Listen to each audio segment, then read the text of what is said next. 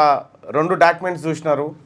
ఒకటి రాజకీయ పరంగా అవకాశాలు ఎట్లా కొల్లగొట్టుకుపోయారు ఒక వర్గమని, రెండోది జ్యుడిషియరీ వ్యవస్థలో ఎట్లా సెటిల్ అయ్యారు వీళ్ళందరూ అనేది రెండు అంశాలను మీ ముందు చూసారు. సో అందులో నిన్న జ్యుడిషియరీ వ్యవస్థ అయితే, మొన్ననేమో పాలిటిక్స్. ఇక రేపు మరొక బాంబు మీ ముందుకు తెస్తాం. ఎప్పటి వరకు తెస్తామంటే ఈ తెలంగాణ రాష్ట్రంలో బీసీల లెక్కలు తేల్చే వరకు గ్రామాన ఏ కులం వాళ్ళు ఎంతమంది ఉన్నారని చెప్పే వరకు ఇవన్నీ చేస్తూనే ఉంటాం. ఎంతటి దుర్మార్గం అంటే మొత్తం భారతదేశంలోనే మొదటిసారిగా కర్ణాటక ప్రభుత్వం 2015లో కులగణన చేసింది. సిద్ధరామయ్య గారు ముఖ్యమంత్రిగా ఉన్నటువంటి సందర్భంలో కులగణన చేసి ఇప్పటి వరకు లెక్కలు బయటపెట్టినటువంటి కాంగ్రెస్ పార్టీ ప్రభుత్వం అక్కడ ఉంది. లెక్కలు బయటపెట్టలే ఇప్పటిదాకా. ముఖ్యమంత్రి సిద్ధరామయ్య గారు బీసీ సామాజిక వర్గం నుంచి, ఇంకా కొంతమంది మంత్రులు ఈ లెక్కలు బయట పెట్టాలని క్యాబినెట్లో మొన్న నోటు పెడితే పెట్టడానికి వీల్లేదని చెప్పి డీకే శివకుమార్ ఇటువంటి అప్పర్ క్యాస్టులంతా లేచి లొల్లిపెట్టి వెళ్ళిపోయారట. ఇంకో ఇది కాంగ్రెస్ పార్టీ కథ. కర్ణాటక రాష్ట్రంలో కాంగ్రెస్ పార్టీ నిర్వహించినటువంటి కులగణన సర్వే లెక్కలు ఇప్పటిదాకా రాలే బయటికి. వీళ్ళు దేశానికి ఆదర్శవంతమైనటువంటి కులగణన చేస్తున్నాం ఈడ అని చెప్పి ఈడ డాంబికాలు కొట్టిండు ముఖ్యమంత్రి రేవంత్ రెడ్డి. మరి ఈ రెండు రాష్ట్రాల్లో జరిగినటువంటి, ఇక్కడనేమో తెలంగాణ కులగణన లెక్కలు అవకతవకలు, అక్కడనేమో చేసిన లెక్కలు బయట పెట్టే పరిస్థితి లేదు. ఇక్కడనేమో అప్పర్ క్యాస్ట్ ముఖ్యమంత్రి, అక్కడనేమో బీసీ ముఖ్యమంత్రి ఉండి బీసీ ముఖ్యమంత్రిని బెదిరింపులకు గురి చేస్తా ఉండి డీకే శివకుమార్. ఎప్పుడైతే కులగణన నివేదిక బయట పెట్టబోతా ఉన్నామనేటువంటి మాట సిద్ధరామయ్య గారు చెప్పారు, వెంటనే డీకే శివకుమార్ గారు బీజేపీతో టచ్లోకి పోయిండు, ప్రభుత్వాన్ని కూలగొడుతురు అనేటువంటి చర్చకు తీసుకొచ్చినాడికి. అంటే వాళ్ళకి ఎంత కుట్ర చూడుర్రి, ఇన్ని రకాలైనటువంటి కుట్రలు ఉంటాయి.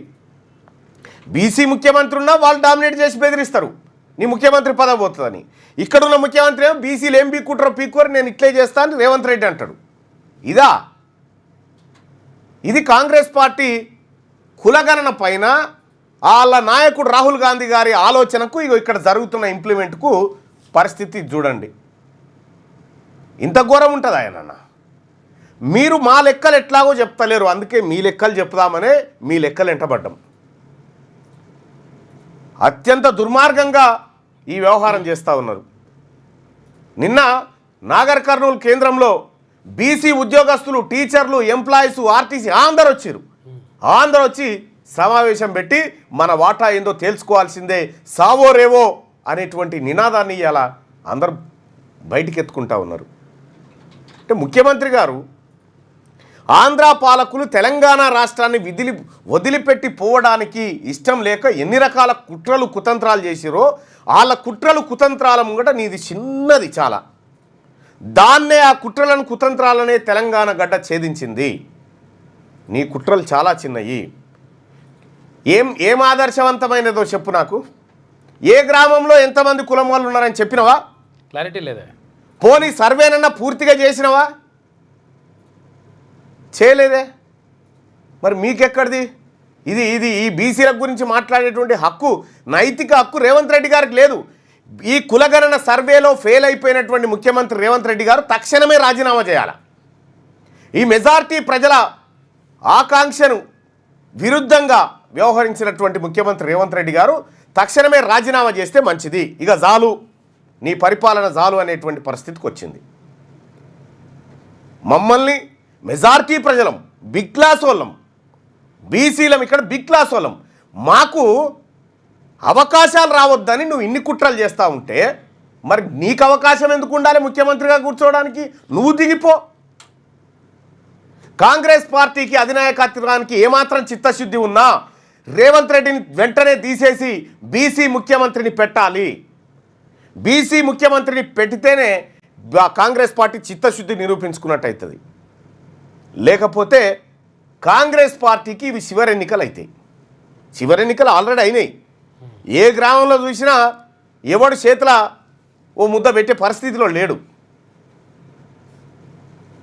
ఇప్పుడు స్థానిక సంస్థల ఎన్నికల్లో బొక్కబోర్ల పడు తప్పది. ముఖ్యమంత్రి గారి పర్ఫార్మెన్స్ 16 నెలల ఎరకైన తర్వాత కూడా కాంగ్రెస్ పార్టీ అధిష్టానం ఎందుకు కూరుకుంటా ఉంది? 2023 డిసెంబర్ 7 తారీఖు నాడు ముఖ్యమంత్రిగా ప్రమాణ స్వీకారం చేస్తే తెలంగాణ రాష్ట్రంలో అధికారంలోకి వచ్చినటువంటి కాంగ్రెస్ పార్టీ దాని తర్వాత 6 నెలలకు వచ్చిన ఎంపీ ఎన్నికల్లో బొక్కబోర్ల పడ్డది. 17 స్థానాలలో సగం స్థానాలను కూడా సాధించలేకపోయింది. దాని తర్వాత జరిగిన ఎమ్మెల్సీ ఎన్నికల్లో నేనొక్కరిని గెలిపించిన కాంగ్రెస్ పార్టీని ఆ ఎమ్మెల్సీ ఎన్నికల్లో వీళ్ళందరూ కలిసి ఓడగొట్టాలని చూస్తే ఈయనపై ప్రచారం చేస్తే ఉన్న 2 ఎమ్మెల్సీలు బీకినాయి. సో ఈయన పర్ఫార్మెన్స్ ఏందో పక్కాగా బయటికి వచ్చిన తర్వాత ఈయన ముఖ్యమంత్రికి అన్ఫిట్ అని అర్థమైన తర్వాత ఇంకా ఎందుకు విస్మరిస్తూ ఉన్నారు ఈ అంశాన్ని కాంగ్రెస్ అధిష్టానం? మా బీసీ ప్రజలకు ఇచ్చినటువంటి హక్కులను నెరవేర్చకుండా మేము నోటిఫికేషన్లు వేస్తాం, బీసీల సావుర్రి మేము ఆడ తీర్మానం చేసి కాగితం బయట వారేసినాం అని చెప్తా అంటే చూస్తూ ఊరుకోవడానికి బీసీలు ఏమన్నా చేతులు కట్టుకొని కూర్చురా? నీ కుర్చీ గుంజేస్తాం బీసీలం. 42% రిజర్వేషన్ అమలు చేయకుండా నీవు నోటిఫికేషన్లకు పోయినా స్థానిక సంస్థల ఎన్నికలకు పోయినా గ్రామాన తరిమి కొడతారు బీసీలంతా. ఆ పరిస్థితి తెచ్చుకోకండి, ఇచ్చిన మాట నిలబెట్టుకోండి. ప్రధానమంత్రి దగ్గరికి లెటర్ రాస్తేవి ఎన్ని రోజులా లెటర్ రాసి అపాయింట్మెంట్ కావాలని ఇప్పటిదాకా పోయినావా? ఏమైంది? ఫాలోఅప్ చేసినావా? చెయ్యవు నువ్వు, ఎందుకంటే నీకు ఇష్టం లేదు కాబట్టి. ఇదంతా ఒకటే ముఠా, దొంగల ముఠా తయారైపోయింది. కాంగ్రెస్ నాయకుడు రాహుల్ గాంధీ గారి ఆలోచనను దెబ్బతీసి ఆయనను ప్రధానమంత్రిని కాకుండా అడ్డుకునేటువంటి బ్యాచ్ తయారైపోయింది. సో కాబట్టి బీసీ ప్రజలారా, వీళ్ళ తత్వం అర్థమైపోయింది. కాంగ్రెస్ పార్టీని రేవంత్ రెడ్డి నాయకత్వంలో ఉన్నటువంటి పార్టీని బొంద పెడితేనే వీళ్ళకు సిగ్గు శరం వస్తుందిగా, లేకపోతే రాదిగా. ఆ రోజులు త్వరలో రావాలి. బీసీ ప్రజలమంతా ఇలా ఒక్కతాటి మీదకి వచ్చి మాట్లాడుతూ ఉంటే అంత చులకనైపోయిందా మీకు? యుద్ధం స్టార్టే. మేమేం వదిలిపెట్టడానికి సిద్ధంగా లేము. నీవు జానారెడ్డి ఆడేటువంటి ఆటలకు చూసుకుంటా కూర్చుంటామా? మీ రాజకీయ సమాధులు ఖచ్చితంగా గట్టి తీరుతాం. ఇప్పటికిప్పుడు రాజీనామా చేసి కొడంగల్లో గెలుపు చూద్దాం. కొడంగల్లో గెలిచి చూపెట్టి ఇప్పుడు రాజీనామా చేసి, లేకపోతే ఓ పని చేయి, అది అట్లే పెట్టుకో. గ్రాడ్యుయేట్ ఎమ్మెల్సీ ఎన్నికల్లో ఇద్దరం పోటీ చేద్దాం రా. గ్రాడ్యుయేట్ ఎమ్మెల్సీ ఎన్నికల్లో నువ్వు నేను పోటీ చేద్దాం రండి. ముఖ్యమంత్రి గారు రండి, చూపిస్తాం ఏందో మా తడాకా ఏందో, బీసీల తడాకా. ఇంకా మీ ఆటలు కొనసాగుతున్నాయి అనుకుంటున్నావు, మీ ఆటలు కొనసాగాయి. ఇక భవిష్యత్తులో నువ్వు ఒక్కడు చేసిన పాపానికి భవిష్యత్తులో మీ వర్గాల నుంచి ఒకడు మంత్రి కూడా అయ్యే పరిస్థితి ఉండదు. నువ్వు చూడు. రైట్ సోదరులారా, ఇక మార్నింగ్ న్యూస్లోకి వెళ్దాం. మార్నింగ్ న్యూస్లోకి వెళ్తే ఈనాడు దినపత్రికలో ఉన్నటువంటి ప్రధాన వార్తల్ని చూద్దాం. 30 ఏళ్లలోపు పుట్టెడు కష్టాలు, కుటుంబాలను చిదిమేస్తున్న రోడ్డు ప్రమాదాలు, భర్త దూరమైన బాధను మరవక ముందే మీద పడుతున్న బాధ్యతలు, పిల్లల పోషణకు వితంతువుల కాయకష్టం, ప్రభుత్వ సాయానికి ఎదురుచూపులు. ఎంత ఘోరమైన బాధ అంటే ఇది. వాడు కొత్తగా పెళ్లి చేసుకుంటాడు, పెళ్లి చేసుకొని ఆ బైకో గీకో పెడతారు, ఆయనతో ఎన్నో యాక్సిడెంట్ అయ్యి చచ్చిపోతాడు. పిల్లలు ఉంటారు, చిన్న పిల్లలు. ఆ చిన్న పిల్లలు ఉంటారు. ఆమెకు నిండా 25 ఏళ్ళు 30 ఏళ్ళు ఉండయి, 25 ఏళ్ళు 30 ఏళ్ళు ఉండే నిండా. ఇక అప్పటి నుంచి గొడ్డు కష్టం, ఇక జీవితాంతం గొడ్డు కష్టం చేయాలి, పొరగాలను సాగాలి. కుటుంబాలు ఛిద్రమైపోతూ ఉన్నాయి. దానికి కారణాలు అనేకంగా ఉన్నాయి, మనం విశ్లేషించుకుందాం. రహదారి ప్రమాదాలు 3 పదుల వయసులోపు మహిళల జీవితాలను చిన్నాభిన్నం చేస్తున్నాయి. జీవితాంతం తోడుంటాడని బాస చేసిన భాగస్వామి అర్ధాంతరంగా తనువు చాలించడంతో ఒక్కసారిగా జీవితంలో చీకట్లు అలుముకుంటున్నాయి. బాధ నుంచి తేరుకోకముందే బాధ్యతలు మీద పడుతున్నాయి. పుట్టింటి పేదరికం, ఆదరణ లేని అత్తగారిళ్లకు దూరంగా ఉంటూ అనేక మంది బాధితులు బతుకును భారంగా వెల్లదీస్తున్నారు. రెక్కాడితే గాని డొక్కాడని దుర్భర పరిస్థితిలో తమ పిల్లల పోషణ భారాన్ని మోస్తున్నారు. ప్రభుత్వ చేయూత కోసం ఎదురు చూస్తున్నారు. దరఖాస్తులు 30 నుంచి 45% వారివే. రాష్ట్రంలో చిన్న వయసులోనే జీవిత భాగస్వామిని కోల్పోతున్న యువతుల సంఖ్య పెరుగుతుండడం ఆందోళన కలిగిస్తుంది. ఈ పరిస్థితికి భిన్న కారణాలు ఉన్నప్పటికీ ఇక గీడజోడు కన్నీళ్లే తోడు. కుమారుడు కుమార్తెతో ఉన్న ఈ మహిళ పేరు భూక్య కవిత.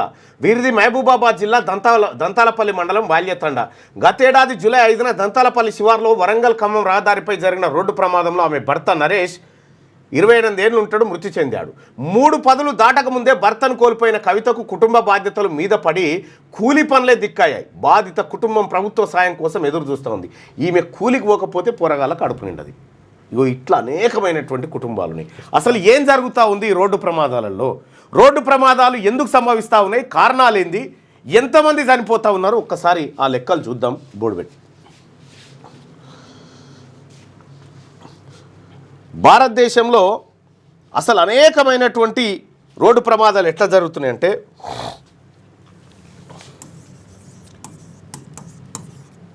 రోడ్డు ప్రమాదాలు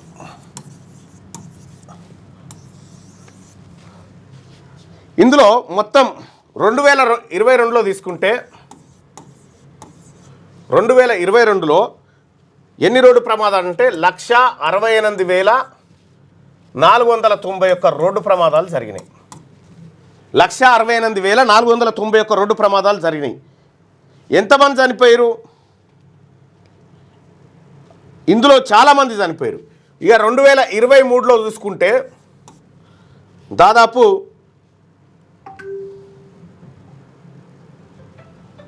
172,518 మంది చనిపోయారు ఇక్కడ 2023లో. ఈ చనిపోయిన వారిలో ఇందులో దాదాపు ఎంతమంది అంటే 84,000 కాదు 84 కాదు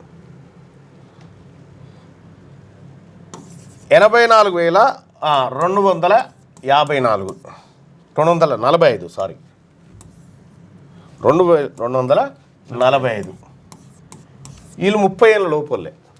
30 ఏళ్ళ లోపు కారణంగా ఇగో ఇంతమంది చనిపోయారు రోడ్డు ప్రమాదాలలో. దీనికి కారణాలు అనేకమైనటువంటి కారణాలు ఉన్నాయి. ఒకసారి ఆ కారణాలను కూడా చూద్దాం. ఇందులో మనం అబ్జర్వ్ చేయాల్సినటువంటి అంశం ఏంటంటే, ఈ 172,518లో 18 ఏళ్ళ లోపు పిల్లలు 18 ఏళ్ళ లోపు పిల్లలు దాదాపు 10,000 మంది చనిపోయారు. 10,000 మంది 18 ఏళ్ళలోపు పిల్లలు. మరి కారణాలు ఏంటి?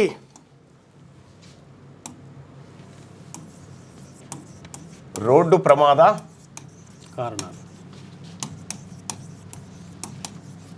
ప్రమాద కారణాలు ఇది చూసుకుంటే అతివేగం కారణం ఎంత అంటే 71.2%. ఎక్కువ శాతం ఇవే. అతివేగం కారణంగానే 71.2% మంది చనిపోతూ ఉన్నారు. హెల్మెట్ వాడకపోవడం, హెల్మెట్ వాడకం లేకపోవడం వల్ల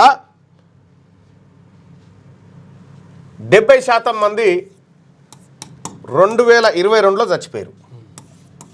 2022లో 70% మంది ఇట్లా చచ్చిపోయారు. ఈ అతివేగంతో పాటు హెల్మెట్ లేకపోవడం రెండు కలిపి ఉంటాయి. ఇక్కడ మద్యం సేవించి డ్రైవింగ్, డ్రంక్ అండ్ డ్రైవ్, మందు తాగి బండి నడుపుడు, బండి కానీ కారు కానీ,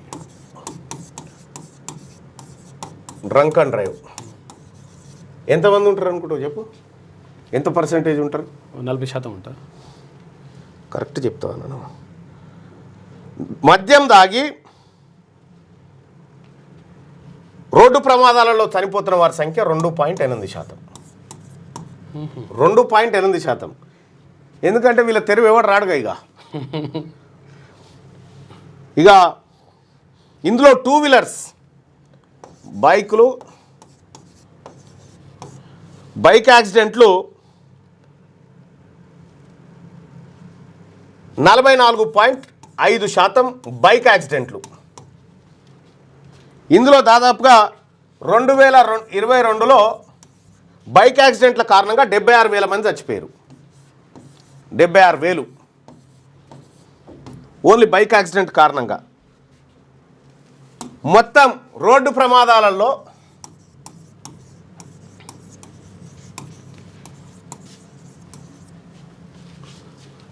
తమిళనాడు ఫస్ట్ ప్లేసు.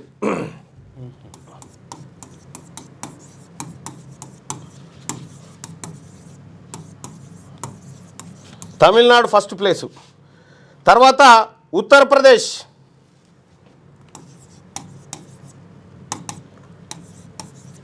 యూపీ, ఆ తర్వాత గోవా, ఛత్తీస్గఢ్,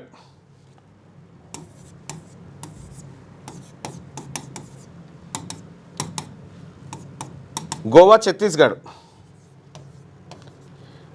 ఇవి ఎప్పుడు జరుగుతాయంటే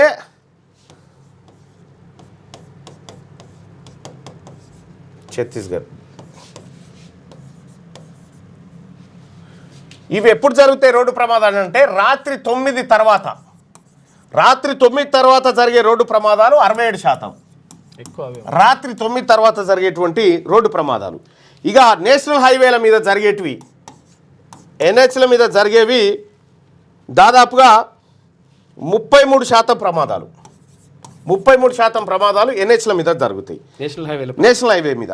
ఈ రోడ్డు ప్రమాదాల కారణంగా దేశ జీడిపి మీద ఎంత దెబ్బ అవుతుందంటే దాదాపుగా జీడిపిలో 3 నుంచి 5% లాస్ ఈ రోడ్డు ప్రమాదాల కారణంగా జీడిపిలో. ఇక 2016లో ఓ చట్టం తీసుకొచ్చారు కేంద్ర ప్రభుత్వం.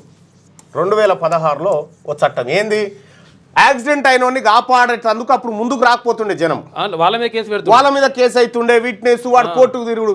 కానీ ఇది సవరించి వాడిని కాపాడేటట్టు ఓ చట్టం తెచ్చినా కూడా ప్రజల్లో అవి అవగాహన కల్పించలేకపోయారు. ఇక కఠిన నియమాలు ఇవన్నీ ఎన్ని కార్యక్రమాలు చేసినా రోడ్డు ప్రమాదాలు ఆగట్లేదు. ప్రధానంగా కారణం ఇక్కడ మద్యానికి పోవడానికో 30 ఏళ్ళ లోపు ఉన్నటువంటి పిల్లలకి ఏముంటుందంటే ఇదంతా ప్రెషర్ గ్రూపు. అంటే వాళ్ళకి ఉత్సాహము, కేర్లెస్, ఆ తర్వాత డేర్నెస్, ఇదంతా ఈ ప్రమాదాల కారణమవుతుంది. తద్వారా ఇప్పుడు వానికి 23 ఏళ్ళకి పెళ్లి చేస్తారు, 27 ఏళ్ళ వరకు 2 పిల్లల్ని కంటాడు, 2 పిల్లల్ని కంటాడు. వాడు 28 ఏళ్ళకి వచ్చినప్పుడు బండి వేసుకొని పోయానని యాక్సిడెంట్లో చచ్చిపోతాడు. పాపం ఈ పిల్ల భార్య 24 ఏళ్ళ భార్య, పిల్లలు 2 పిల్లలు, కథ వీళ్ళు అనాథాలు. ఇటు అవానికి పెళ్లి చేసినాము, పిల్లలు ఉన్నారు, నువ్వు అత్తగారింటికానే ఉన్నారని అవగారాలు చెప్తారు. కొడుకే లేడు, ఇంకా మేమేం చేసుకోవాలని అత్తగారాలు. మొన్న ఇక్కడ కొడంగల్ నుంచి ఒక ఆయన వస్తే అదే వాళ్ళ కుటుంబం పోయిందని చెప్పేసి బైక్ ఇప్పించింది.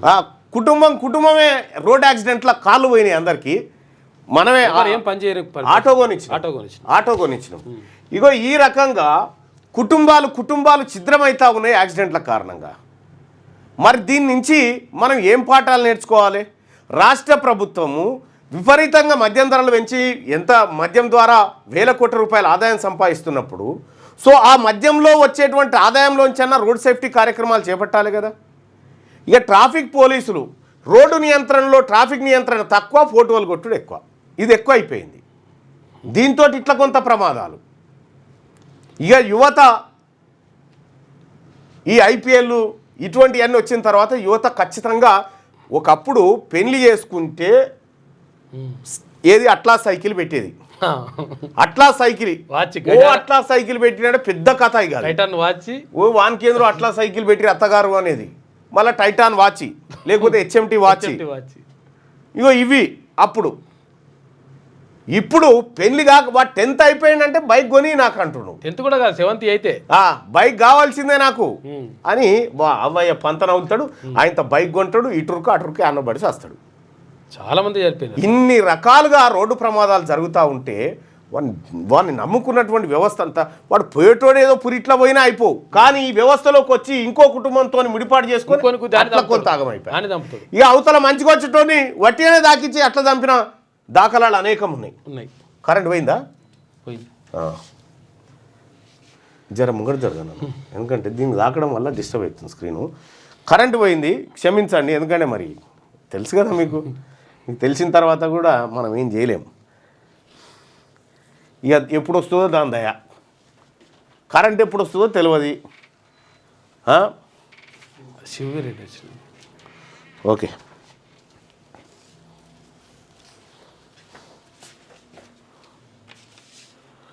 ఓకే జరా ఇది మళ్ళా అని కావాలా. ఇట్లా రోడ్డు ప్రమాదాలలో అనేకమైనటువంటి కుటుంబాలు ఒక రోజుకు భారతదేశంలో ఎంతమంది చనిపోతున్నారు ఎరికైనా? రోడ్డు ప్రమాదాలలో 474 మంది చచ్చిపోతారు ఒక రోజుకి. ఒక రోజుకు 474 మంది రోడ్డు ప్రమాదాలలో చనిపోతూ ఉన్నారు. చూసుకోరి ఎట్లుందో కథ. మొత్తం కుటుంబం చిన్న భిన్నం అయిపోతుంది. మొత్తం ఒక్కసారి జీవితాలు మారిపోతాయి మొత్తం టోటల్గా. నేను ఒక ఉదాహరణ చెప్తా చూడుది. నా కళ్ళ ముంగట జరిగినటువంటి ఉదాహరణే. మా గ్రామంలో విశ్వకర్మ వడ్రంగి పనిచేసేటువంటి శ్రీనివాస్ అని ఒక అబ్బాయి ఉన్నాడు. ఆ అబ్బాయికి ఆ అబ్బాయికి పెళ్లి చేసిర్రు. ఎవరు? మా ఫ్రెండ్ వాళ్ళ చెల్లెనే ఇచ్చి పెళ్లి చేసిండ్రు. పెళ్లి చేసిన తర్వాత అది ఎంత ఇబ్బందికరమైనటువంటి పరిస్థితి చూడు. అరే బోర్డు పోయిందిగా మళ్ళీ నా దగ్గర పెట్టుకేమరా నేను చెప్తా. శ్రీనివాస్ అనేటువంటి అబ్బాయికి పెళ్లి చేసిరు.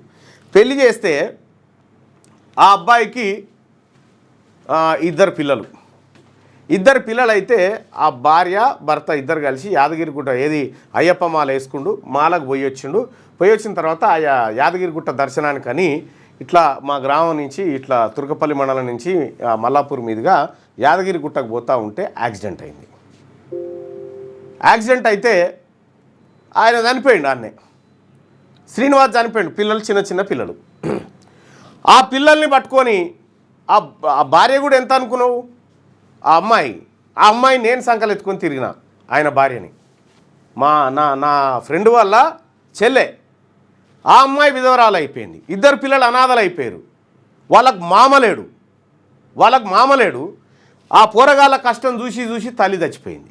ఇద్దరు పిల్లలు అనాథలు అయిపోతే నేనే చూసి ఆ పిల్లల ఇంటికి పోయి ఒక 2 లక్షల రూపాయలు ఇద్దరు పిల్లల పేరు మీద ఫిక్స్డ్ డిపాజిట్ చేసి వాళ్ళు చదువుకోవడం కోసం దీనికి ఉపయోగపడేటట్టు చేసి వచ్చిన నేనే. ఆ తర్వాత ఏమైంది? ఇక కుటుంబం చూడు. ఎవరైతే ఈ అబ్బాయికి పిల్లనిచ్చిరో ఆ పిల్లనిచ్చినటువంటి కుటుంబంలో తండ్రి, ఇద్దరు కొడుకులు. తండ్రి చచ్చిపోయిండు. ఇద్దరు కొడుకులు సూసైడ్ చేసుకొని చచ్చిపోయారు. మొత్తం వాళ్ళ కుటుంబమే చిన్నాభిన్నం అయిపోయింది. చాలా లైట్ తీసుకుంటారు అసలు యాక్చువల్ బండి నడిపేటప్పుడు. కానీ ఇంత చాలా ఒక్క ప్రాణం పోతే ఎన్ని జీవితాల మీద ఎఫెక్ట్ పడ్డాయో చూడండి. అన్ని జీవితాల మీద ఎఫెక్ట్ పడి ఇవాళ ఏమీ చేయలేనటువంటి పరిస్థితికి వచ్చింది.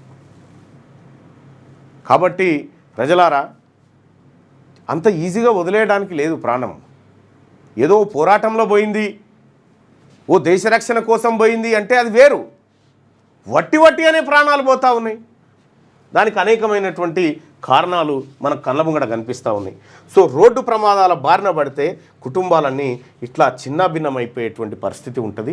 జాగ్రత్త. ఒక్క క్షణం చాలా మొత్తం జీవితం ఎప్పుడైనా జీవితం ఇప్పుడు దాసనలు ఉన్నారా? కుటుంబం మొత్తం అసలు ఈడ కదా ఏది గీడ కొండపోషమ్మకు పోయేస్తుంటే కేసీఆర్ తవ్విన కాలువలో పడ్డది కారు. కుటుంబం పోయింది. మొత్తం చచ్చిపోయారు అందరూ. అందరూ చచ్చిపోయారు. 6 చచ్చిపోయారు. ఇప్పుడు బిడ్డ కూడా వచ్చిన ఇద్దరు పిల్లలు సాగుకు నేను కూడా వచ్చిన. అవును. హైదరాబాద్లో ఏ data centre cluster NTT data Neysa సంయుక్తంగా 10,500 కోట్ల పెట్టుబడులు, 562 కోట్లతో రుద్రారంలో తొషిబా కొత్త ఫ్యాక్టరీ. ముఖ్యమంత్రి సమక్షంలో ప్రభుత్వంతో ఒప్పందాలు. తెలంగాణలో పెట్టుబడులు పెట్టండి. జపాన్ పారిశ్రామికవేత్తలకు సీఎం రేవంత్ రెడ్డి ఆహ్వానం పలికినటువంటి సందర్భంలో ఇరు దేశాల ఇద్దరి మధ్య కుదిరినటువంటి ఒప్పంద పత్రాలను చూపిస్తూ ఉన్నారు. ఇక ఎఫ్సెట్ హాల్ టికెట్ల పైన QR కోడ్ అంట. పరీక్ష కేంద్రం చిరునామా, దూరం ఇట్టే తెలుసుకోవచ్చు. ఉన్నత విద్యా మండలి అధికారులు వెల్లడించారు. రైట్. ఇంటి నుంచి పరీక్ష కేంద్రం ఎంత దూరం ఉందో, అక్కడికి చేరుకునేందుకు ఎంత సమయం పడుతుందో అనే ఆందోళన ఎఫ్సెట్ రాయబోయే విద్యార్థులకు అవసరం లేదు. ఈ ప్రశ్నలకు సమాధానంగా తొలిసారిగా ఎఫ్సెట్ నిర్వాహకులు హాల్ టికెట్లపై QR కోడ్ ముద్రించారు. దాన్ని మొబైల్ ఫోన్లో స్కాన్ చేస్తే చాలు పరీక్ష కేంద్రం ఏ ప్రాంతంలో ఉంది, ఎంత దూరం ఉంది, ఎంతసేపట్లో పోవచ్చు అనేది తెలియజేస్తుంది. లొకేషన్ చూపిస్తుంది. ఇక గ్రామానికో రెవెన్యూ ఖాతా సెక్షన్ 13/2 ప్రకారం వీలు కల్పించిన భూభారతి నీటి వనరులు ప్రభుత్వ పట్టా భూముల వివరాలు నమోదు ఏటా డిసెంబర్ 31న అచ్చు వేసి పదిలపరిచేలా నిబంధన ప్రతి రైతుకు ఒక భూమి ఖాతా ఉన్నట్టే ఇకపై ప్రతి గ్రామానికో రెవెన్యూ ఖాతా నిర్వహించేలా ప్రభుత్వం కొత్త చట్టం భూభారతిలో నిబంధనలు తీసుకొచ్చింది ధరణికి ముందు 32 కాలంలతో పహానీ నిర్వహణ ఉండేది ఆర్వార్ 2020తో అది రద్దయింది ఒకే కాలంతో పహానీ ఏర్పాటు చేశారు చేతి రాతతో రాసే దసరాలకు బదులు అన్నీ ఆన్లైన్లో చేసేశారు ముద్రణ ప్రతులు అందుబాటులో లేవు తాజాగా ప్రతి గ్రామానికి ఒక ఖాతా ఉండేలా ఆర్వార్ 2025 చట్టం వీలు కల్పిస్తుంది దీనివల్ల గ్రామంలోని అన్ని రకాల భూముల వివరాలు ఒకే చోట పదిలం కానున్నాయి గ్రామ ఖాతా నిర్వహించేందుకు వచ్చే నెలలో గ్రామ పరిపాలనా అధికారులను ప్రభుత్వం నియమించబోతా ఉంది అయితే దీనికి రాష్ట్ర ప్రభుత్వం నిజంగా ఈ భూభారతి సక్సెస్ కావాలి మంచిగా ఉండాలంటే నేను ఒక సూచన చేస్తా అది రెవెన్యూ శాఖ మంత్రి గారికి ఒక లెటర్ రూపంలో రాసి ఒక సూచన చేస్తా అది చేస్తే ఇక మీకు సగం బాధ పోయినట్టే అది పెద్ద పని కూడా కాదు మళ్ళా జేఈ మెయిన్లో మనోళ్ళే నెంబర్ 1 అజయ్ రెడ్డి బని బ్రతలకు ప్రథమ ర్యాంక్ అట 24 మందికి 100%, అందులో తెలంగాణ నుంచి 3, ఏపీ నుంచి 1 అర్ధరాత్రి ర్యాంకులను వెల్లడించిన ఎన్ఐటి అంటూ జేఈ మెయిన్స్లో మనోళ్ళే నెంబర్ 1 అంట మనోళ్ళని కాదు కానీ 18-20 మందికి వచ్చినాయి మనోళ్ళు 3-4 అలా గంట కురిసింది నగరం జడిసింది కూలిన చెట్లు హైదరాబాద్లో ఈదురుగాలులు వాన బీభత్సం కూలిన చెట్లు స్తంభించిన జనజీవనం పలు ప్రాంతాల్లో విద్యుత్ సరఫరాకు అంతరాయం మెదక్ సిద్దిపేట జిల్లాలో పంటలకు నష్టం నర్సాపూర్ పట్టణంలో వరి పైరు దెబ్బతిని రైతుకు గుండెపోటు మీ దగ్గర కూడా వానలు పడ్డాయా వడగండ్ల వానలు పడ్డాయా బైసాబ్ మీ దగ్గర కూడా నమస్తే అన్నా నమస్తే మీరు మాకు తెలియని విషయాలు ఎన్నో తెలియజేశారు ప్రజలను చైతన్యం చేస్తున్నాను ధన్యవాదాలు చిన్న చట్టంపై అవగాహన కల్పించండి Mallanna garu good morning bike వాళ్ళు ర్యాష్ డ్రైవింగ్ చేస్తారన్న పక్కన ఉన్న లారీ పోతుంటే కూడా వాళ్ళ టైర్ల పక్కన పోతారు ఇట్లా కొట్టుకుంటూ పోతారు ఇట్లా కట్టు కొట్టుకుంటూ పోతా ఉంటారు అన్నట్టు దాన్ని వాన పడ్డదా వడగండ్ల వాన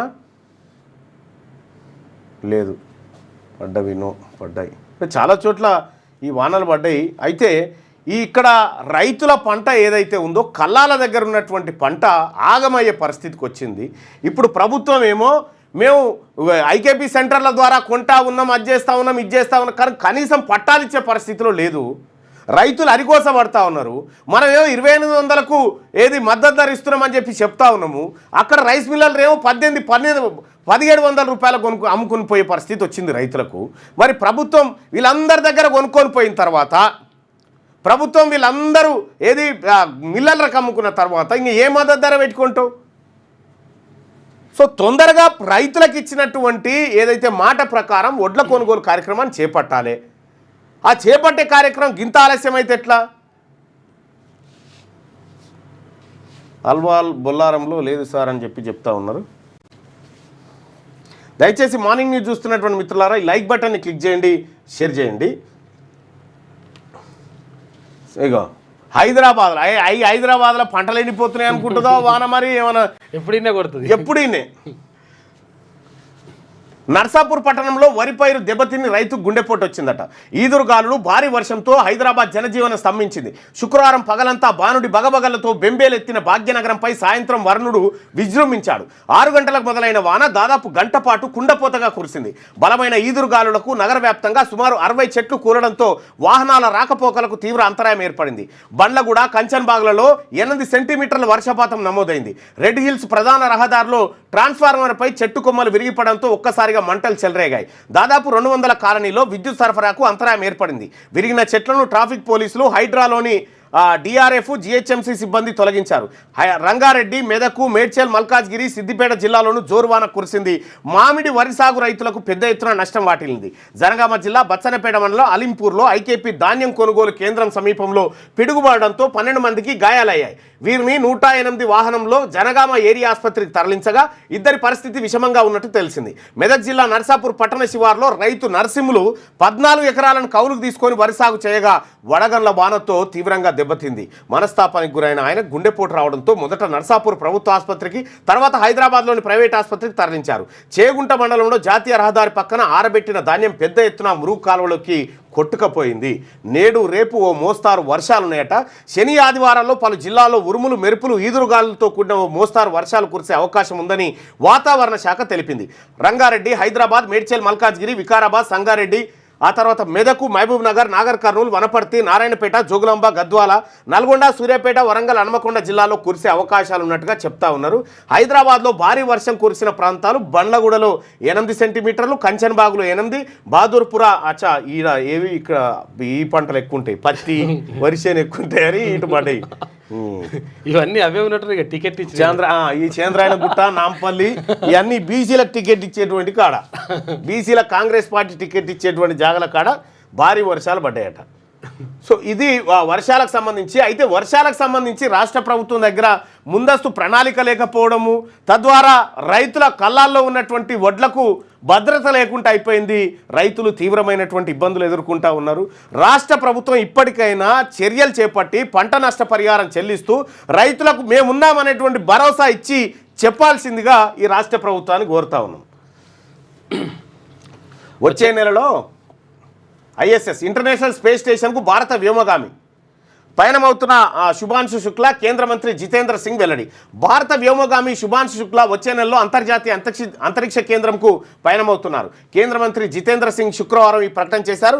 యాక్సిమం 4 AX4 మిషన్లో భాగంగా ఈ యాత్ర జరుగుతుందన్నారు. 4 దశాబ్దాల కిందట రష్యాకు చెందిన సోయజ్ వ్యోమనౌకలో రాకేష్ శర్మ అంతరిక్షయానం చేశాక భారత వ్యోమగామి ఒక రోదస్లోకి వెళ్లడం ఇదే మొదటిసారట.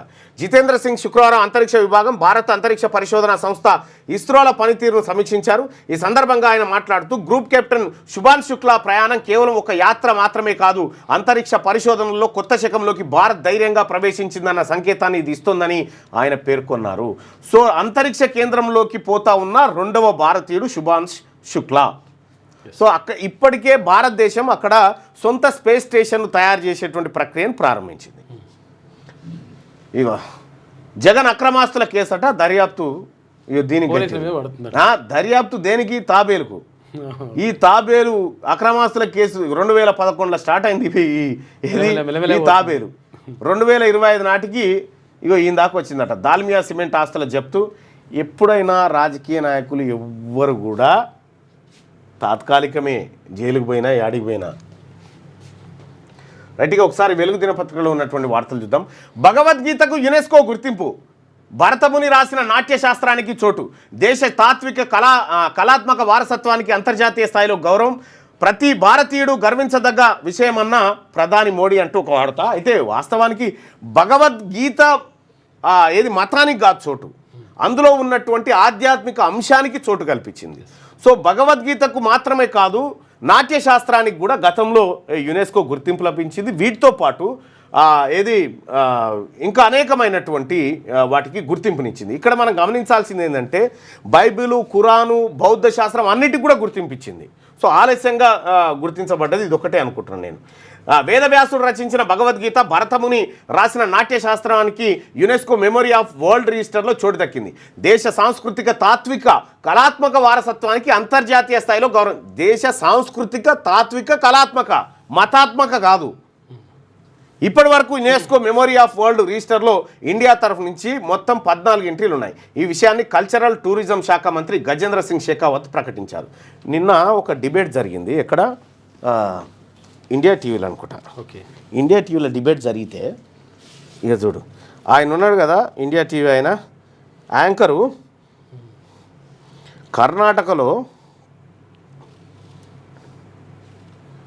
కర్ణాటకలో రిజర్వేషన్ల పెంపు, హైదరాబాద్లో AI data cluster, NTT data Neysa సంయుక్తంగా ఏర్పాటుకు నిర్ణయం. 25,000 GPUలతో అత్యంత శక్తివంతమైన AI సూపర్ కంప్యూటింగ్ ఇన్ఫ్రాస్ట్రక్చర్. రుద్రారంలో తొషిబా కొత్త ఫ్యాక్టరీ. 11,062 కోట్ల పెట్టుబడులకు జపాన్లో తెలంగాణ అధికారుల బృందంతో అగ్రిమెంట్. రాష్ట్రంలో పెట్టుబడులు పెట్టాలని పారిశ్రామికవేత్తలకు సీఎం రేవంత్ ఆహ్వానం. మూసీ పునరుజ్జీవనం ఫ్యూచర్ సిటీపై వీడియో ప్రజెంటేషన్ చేసినటువంటి సందర్భంలో ఇది జపాన్ మరియు తెలంగాణ మధ్య కుదిరినటువంటి ఒప్పంద పత్రాలను షేర్ చేసుకుంటా ఉన్నారు. మస్క్కు మోడీ ఫోన్. ఇక టెస్లా, స్టార్లింక్ ఇంటర్నెట్ సంస్థల భారత మార్కెట్లోకి అడుగు పెట్టేందుకు ఆసక్తి చూపుతున్న వేళ ఆ సంస్థ యజమాని ఎలన్ మస్క్తో ప్రధాని మోడీ ఫోన్లో చర్చలు జరిపారు. ఇక టెక్ ఇన్నోవేషన్పై మస్క్తో చర్చించినట్లు మోడీ తన ఎక్స్ ఖాతాలో ద్వారా వెల్లడించిండు. రైట్గా ఇది ఇట్లుంటే ఇక ఎఫ్సెట్ ఆల్ టికెట్లపై క్యూఆర్ కోడ్. ఈ నెల 29 నుంచి ప్రారంభం కానున్న ఎఫ్సెట్ పరీక్షలకు 3.05 అంటే 3,05,000 మందికి పైగా స్టూడెంట్లు హాజరు కానున్నారు. తొలిసారిగా హాల్ టికెట్లపై క్యూఆర్ కోడ్ ముద్రించారు. దీని ద్వారా పరీక్షా కేంద్రాలను ఈజీగా తెలుసుకోవచ్చు. ఈసారి కూడా నిమిషం నిబంధన అమల్లోకి ఉంటుందంట. ఇక ఆహార కల్తీపై శిక్షలేవి నోటీసులతోనే సరి, కనీసం లైసెన్సులు కూడా రద్దు చేస్తలే. చట్ట ప్రకారం ₹1,00,000 పెనాల్టీ, జైలు శిక్ష కూడా విధించేందుకు అవకాశం. గత 2 ఏళ్లలో 3,000 మందికి పైగా నోటీసులు, కానీ ఒక్కరికి జైలు శిక్ష పడలే. హోటళ్లు, రెస్టారెంట్లు, ఆహార తయారీ కేంద్రాల్లో అధ్వాన పరిస్థితులు. నామాత్రం పెనాల్టీ వేసి వదిలేస్తున్న ఆఫీసర్లు. రాష్ట్రం మొత్తానికి ఒకటే టెస్టింగ్ ల్యాబ్, సరిపడా ఫుడ్ సేఫ్టీ ఆఫీసర్ లేరు. ఇదే అదునుగా రెచ్చిపోతున్న కల్తీ మాఫియా. ఛాయ్ నుంచి బిర్యానీ దాకా కల్తీని. రాష్ట్రంలో ఆహార కల్తీకి అడ్డుకట్ట పడడం లేదు. అధికారులు తనిఖీలు చేయడం, ఆపై నోటీసులు ఇవ్వడం తప్ప కల్తీ రాయిలపై కఠిన చర్యలు తీసుకోవడం లేదు. దీంతో కల్తీ దందా యథేచ్ఛగా కొనసాగుతున్నది. పాలు, టీ పౌడర్ మొదలుకొని నూనె, కారం, అల్లం, వెల్లుల్లి పేస్ట్ దాకా అన్ని కల్తీ చేస్తున్నారు. హోటల్, రెస్టారెంట్లో కుళ్ళిన చికెన్, మటన్తో బిర్యానీలు వడ్డిస్తున్నారు. ఆ వంటకాల్లో పురుగులు, ఈగలు, బొద్దింకలు, బల్లులు కనిపించడం కామన్ అయిపోయింది. వీటిపై ఎవరైనా ఫిర్యాదు చేయగానే ఫుడ్ సేఫ్టీ ఆఫీసర్లు తనిఖీ చేపట్టి అక్కడి అధ్వాన పరిస్థితులపై ఫోటోలు, వీడియోలు రిలీజ్ చేయడం, బాధ్యులపై కఠిన చర్యలు తీసుకుంటామని చెప్పడము పరిపాటిగా మారింది. ఆహార కల్తీకి పాల్పడుతూ రెడ్ హ్యాండెడ్గా పట్టుబడ్డోళ్లపైన ఆఫీసర్లు కఠిన చర్యలు తీసుకోవడం లేదు. చట్టాలు పటిష్టంగా ఉన్నప్పటికీ కేవలం నోటీసులతో మహా అయితే నామాత్ర పెనాల్టీ వేయడంతోనే సరిపెడుతున్నారు. గత 2 ఏళ్లలో 3,000 మందికి పైగా నోటీసులు ఇచ్చినా వారిలో ఒక్కరు కూడా జైలుకి వెళ్ళలేదు. కనీసం ఆయా హోటళ్లు, రెస్టారెంట్లు, ఆహార తయారీ కేంద్రాల లైసెన్సులు కూడా రద్దు చేయడం లేదు. దీంతో ఫుడ్ సేఫ్టీ అధికారులు ఎన్ని తనిఖీలు చేస్తున్నప్పటికీ కల్తీ రాయిలు అదరక బెదరక తమ దందా కొనసాగిస్తూ ఉన్నారు. గచ్చిబౌలిలోని ఓ ప్రముఖ హోటల్లో అపరిశుభ్ర పరిస్థితిని ఇక్కడ చూడొచ్చు. ప్రముఖ హోటల్, మళ్ళా 5 స్టార్ హోటల్, 3 స్టార్ హోటల్. మనం హోటళ్ళకి పోతే ముంగడ కూర్చునేదే నీట్గా ఉంటుంది. ఇక లోపలికి తొంగి చూస్తే మళ్ళీ అలా దించాడు. ఇక అందుకనే నో ఎంట్రీ అని పెడతాడు. No entry for staff only. ఇవి ఎందుకు పెడతారంటే ఎవడు రాకుండా వస్తే ఎవడు తినడిగా. ఈ ఆహార కల్తీల వల్ల ఇప్పుడు రోడ్డు ప్రమాదాల వల్ల ఎన్ని ప్రాణాలు పోతున్నాయి. ఆహార కల్తీలది ఒకసారి చూద్దాం. ఆహార కల్తీలు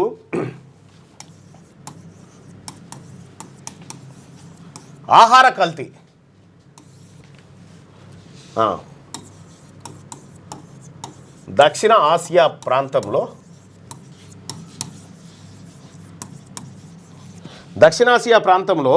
దాదాపుగా 2010లో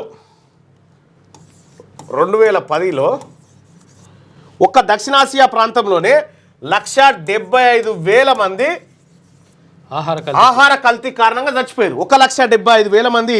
ఇక దక్షిణాసియాలో ఎక్కువ జనాభా ఉన్నటువంటి దేశం భారతదేశం. కాబట్టి మరణాల సంఖ్య భారతదేశంలో కూడా గణనీయంగా ఉండేటువంటి అవకాశం ఉంది. ఒక్కసారి మనం లెక్కలు చూస్తే 2009 నుంచి 2018 మధ్య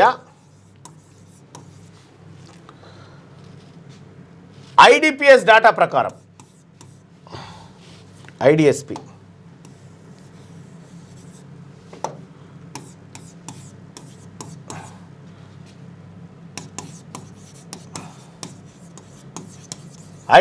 డాటా ప్రకారం ఏంటంటే 2688 ఫుడ్ కల్తీ కేసులు అయినాయి. ఆహార కల్తీ కేసులు అయితే దాదాపు ఇందులో 572 మంది చచ్చిపోయారు. 572 మంది చనిపోయారు. ఇక్కడ మరి కారణాలు ఏంటి? దీనికి ఆహార కల్తీకి కారణాలు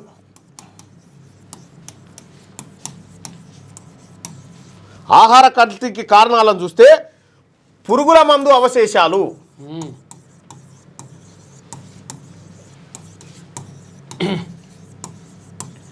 ఇవి 70% కారణం. అది సరిగా అయితే విషయం ఏంటంటే అసలు యాక్చువల్గా ఈ పురుగుల మందు అవశేషాలు అంటారు కదా, ఇప్పుడు ఇది ఏది టేస్టింగ్ సాల్ట్ ఉంటుంది. టేస్టింగ్ సాల్ట్ నుంచి సాల్ట్ చైనా నుంచి ఇక్కడికి ఇది ఎగుమతి చేస్తారు. ఎగుమతి చేసినప్పుడు ఈ దిగుమతి చేసుకుంటే వాళ్ళు ఏం చెప్తారంటే ఇది ఎందుకు ఎగుమతి చేస్తున్నాం అంటే చెట్లకు ఎరువులు వేయడానికి అని చెప్తారు ఫ్రాక్షన్గా. అంటే ఇది ఒక రకంగా పురుగుల మందు లాంటి అటువంటిది అనమాట, ఎరువులు లాంటిది. ఎరువులు అని చెప్పి మనకి తీసుకొచ్చేసి ఫుడ్లో లేసి సుయ్యి మనగానే మంచిగా టేస్ట్ ఎంత మంచిగా ఉందని తింటుంటారు. మీకు ఒకటి రెండు ఘటనలు ఉదాహరణ చెప్తా, అవి ఎంత ప్రమాదకరమైనయో. టేస్టింగ్ సాల్ట్ చాలా డేంజర్. ఎస్. ఇక ఒకటేమో ఈ కారణం చేత 70% ఆహార కల్తీ జరుగుతూ ఉంటే ఇక బ్యాక్టీరియా ద్వారా అందులో సాల్మోనెల్లా ఈకోలై 32.7%,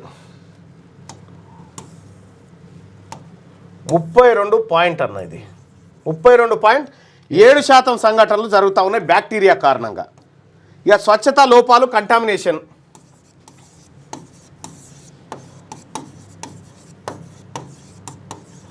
స్వచ్ఛత లోపాల వల్ల ఒక కారణం. ఇక ప్రధానంగా ఎక్కడ జరుగుతూ ఉన్నాయి ఆహార కల్తీలు అంటే మధ్యాహ్న భోజనం పథకంలో. మధ్యాహ్న భోజనం పథకంలోనే ఎక్కువ జరుగుతూ ఉన్నాయి. 2009 నుంచి 2022 మధ్య ఎంత అంటే 9,646 కేసులు నమోదైనాయి. 9,646 కేసులు మధ్యాహ్న భోజనం ఆహార కల్తీకి సంబంధించినటువంటి కేసులు నమోదైనాయి. ఇందులో ఒక్క 2022లోనే 979 కేసులు నమోదైనాయి.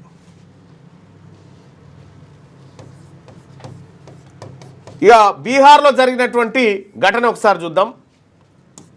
బీహార్లో జరిగినటువంటి ఒక ఘటన చూస్తే దాదాపు ఈ ఘటన 2013లో జరిగింది. పురుగుల మందు కల్తీ. మరణం ఏంటంటే 27 మంది పిల్లలు చచ్చిపోయారు ఆహారం తిని. కారణం ఏంది అంటే ఈ పిల్లలకు వంట చేసినటువంటి నూనె ఏదైతే ఉందో ఆ నూనె పురుగుల మందు పక్కపొంటి పెట్టిరట. అయ్యో. పురుగుల మందు పక్కపొంటి పెట్టడంతో ఆ నూనెనే చేయడం వల్ల 27 మంది పిల్లలు బీహార్లో మధ్యాహ్న భోజనం తిని చనిపోయారు. ఈ ఆహార కల్తీ. ఇక ఒడిస్సాలో కూడా ఒకటి జరిగింది 2024లో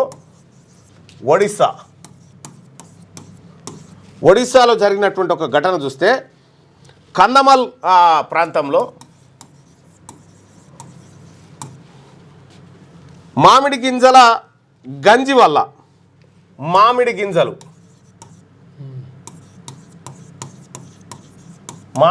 అంటే ఏంటి అవి? వాటిని అంటారుగానే పీస్లా జీడి అవిటి గంజి వల్ల 2 చనిపోయారట, 6 ఆసుపత్రి. మరణం 2కి. 2030 నాటికి ఈ పరిస్థితి ఇట్లే కొనసాగితే 2030 నాటికి 17.7 కోట్లు మరణాలు సంభవించే అవకాశం ఉందట ఆహార కల్తీ వల్ల ప్రపంచవ్యాప్తంగా. ఈ ఫుడ్ సేఫ్టీ అనేది చాలా ఇంపార్టెంట్. ఇప్పుడు మనం ఒక్క ఆహారం మాత్రమే తింటలేము. ఒకప్పుడు ఆహారం తీసుకుంటే విటమిన్స్, ప్రోటీన్స్ ఇవన్నీ, వీటితో పాటు ఆహారంలో ఈరోజు మనం తీసుకున్నటువంటి ఆహారంలో ఎంత పురుగుల మందు తీసుకున్నాము, ఎంత కల్తీ ఆహారాన్ని తీసుకున్నాం అనేటువంటి లెక్కలు కూడా వేసుకునే పరిస్థితికి వస్తుంది. సో ప్లాస్టిక్ గతంలోనైతే ప్లాస్టిక్ బియ్యం వచ్చి నేను పెద్ద పంచాయతీ. ప్లాస్టిక్ బియ్యం కంటే దాని ధర ఎక్కువ. అది అదో ఆయన ముద్ద బిస్కి ఇట్లా కొట్టి చూసే చెంగునే గుర్తుంది ప్లాస్టిక్ బియ్యం. సో అట్లా చిన్న అపోలు కానీ మనం తీసుకుంటున్నటువంటి ఇవాళ కూరగాయలు కానీ పాలు కానీ, ఇప్పుడు పాలు కూడా బర్లకు ఇంజెక్షన్ ఇచ్చి పాలు పిండబట్టి. అదొకటి. తర్వాత ఇంకొకటి ఏంటంటే యూరియాతోటి పాలు తయారు చేస్తాడు. యూరియాతో కల్తీ పాలు. ఈ అల్లం వెల్లిగడ్డ పేస్ట్ ఎన్నిసార్లు దొరకలే? ఏది మన కొబ్బరి చెట్టుది, అది కొబ్బరి అంటున్నా, అరిసి చెట్టుది కాండం ఉంటుంది కదా, దాంతో అల్లం వెల్లి పేస్ట్ తయారు చేసి ఆలుగడ్డతోటి నూనె, ఏది కలేబరాల బొక్కలతో నూనె తయారు చేసి ఫాస్ట్ ఫుడ్ సెంటర్లలో అమ్ముతురు. ఇట్లా నెయ్యి కల్తీదే, అన్ని కల్తీయే. ఈ కల్తీ ఆహారాల మధ్య ప్రజలు బతుకుతా ఉన్నారు. కాబట్టే ఈ కల్తీ ఆహారాలతోటి ఈ జీవితాలన్నీ నాశనం అవుతా ఉన్నాయి. ఈ హైదరాబాద్లో ఏ ఒక్క రెస్టారెంట్ కూడా నీవు ఏది ప్రమాణాలు పాటించి చేసే ఒక్క రెస్టారెంట్ కూడా దొరకదు. మనం ఆర్డర్ పెడతాం, తింటాం అంతే. కొట్టు జొమాటో కొట్టు వస్తూనే ఉంటాడు, ఇచ్చిపోతాడు. కాంగ్రెస్ బీఆర్ఎస్ ఎంఐఎం ఏజెంట్స్ నీకు ఎట్లా వస్తుందో కానీ ఈ ఎంఐఎం లేకపోతే నీ బీజేపీ ఉన్నదా చెప్పు? ఎంతసేపు వీళ్ళ బతుకు ఈ భారతీయ జనతా పార్టీ, ముఖ్యంగా కిషన్ రెడ్డి గారు ఎంఐఎం అని ఆయనకున్నది ఏకైక ఎంపీడ, ఒక ఎంపీ 7 ఎమ్మెల్యేలు.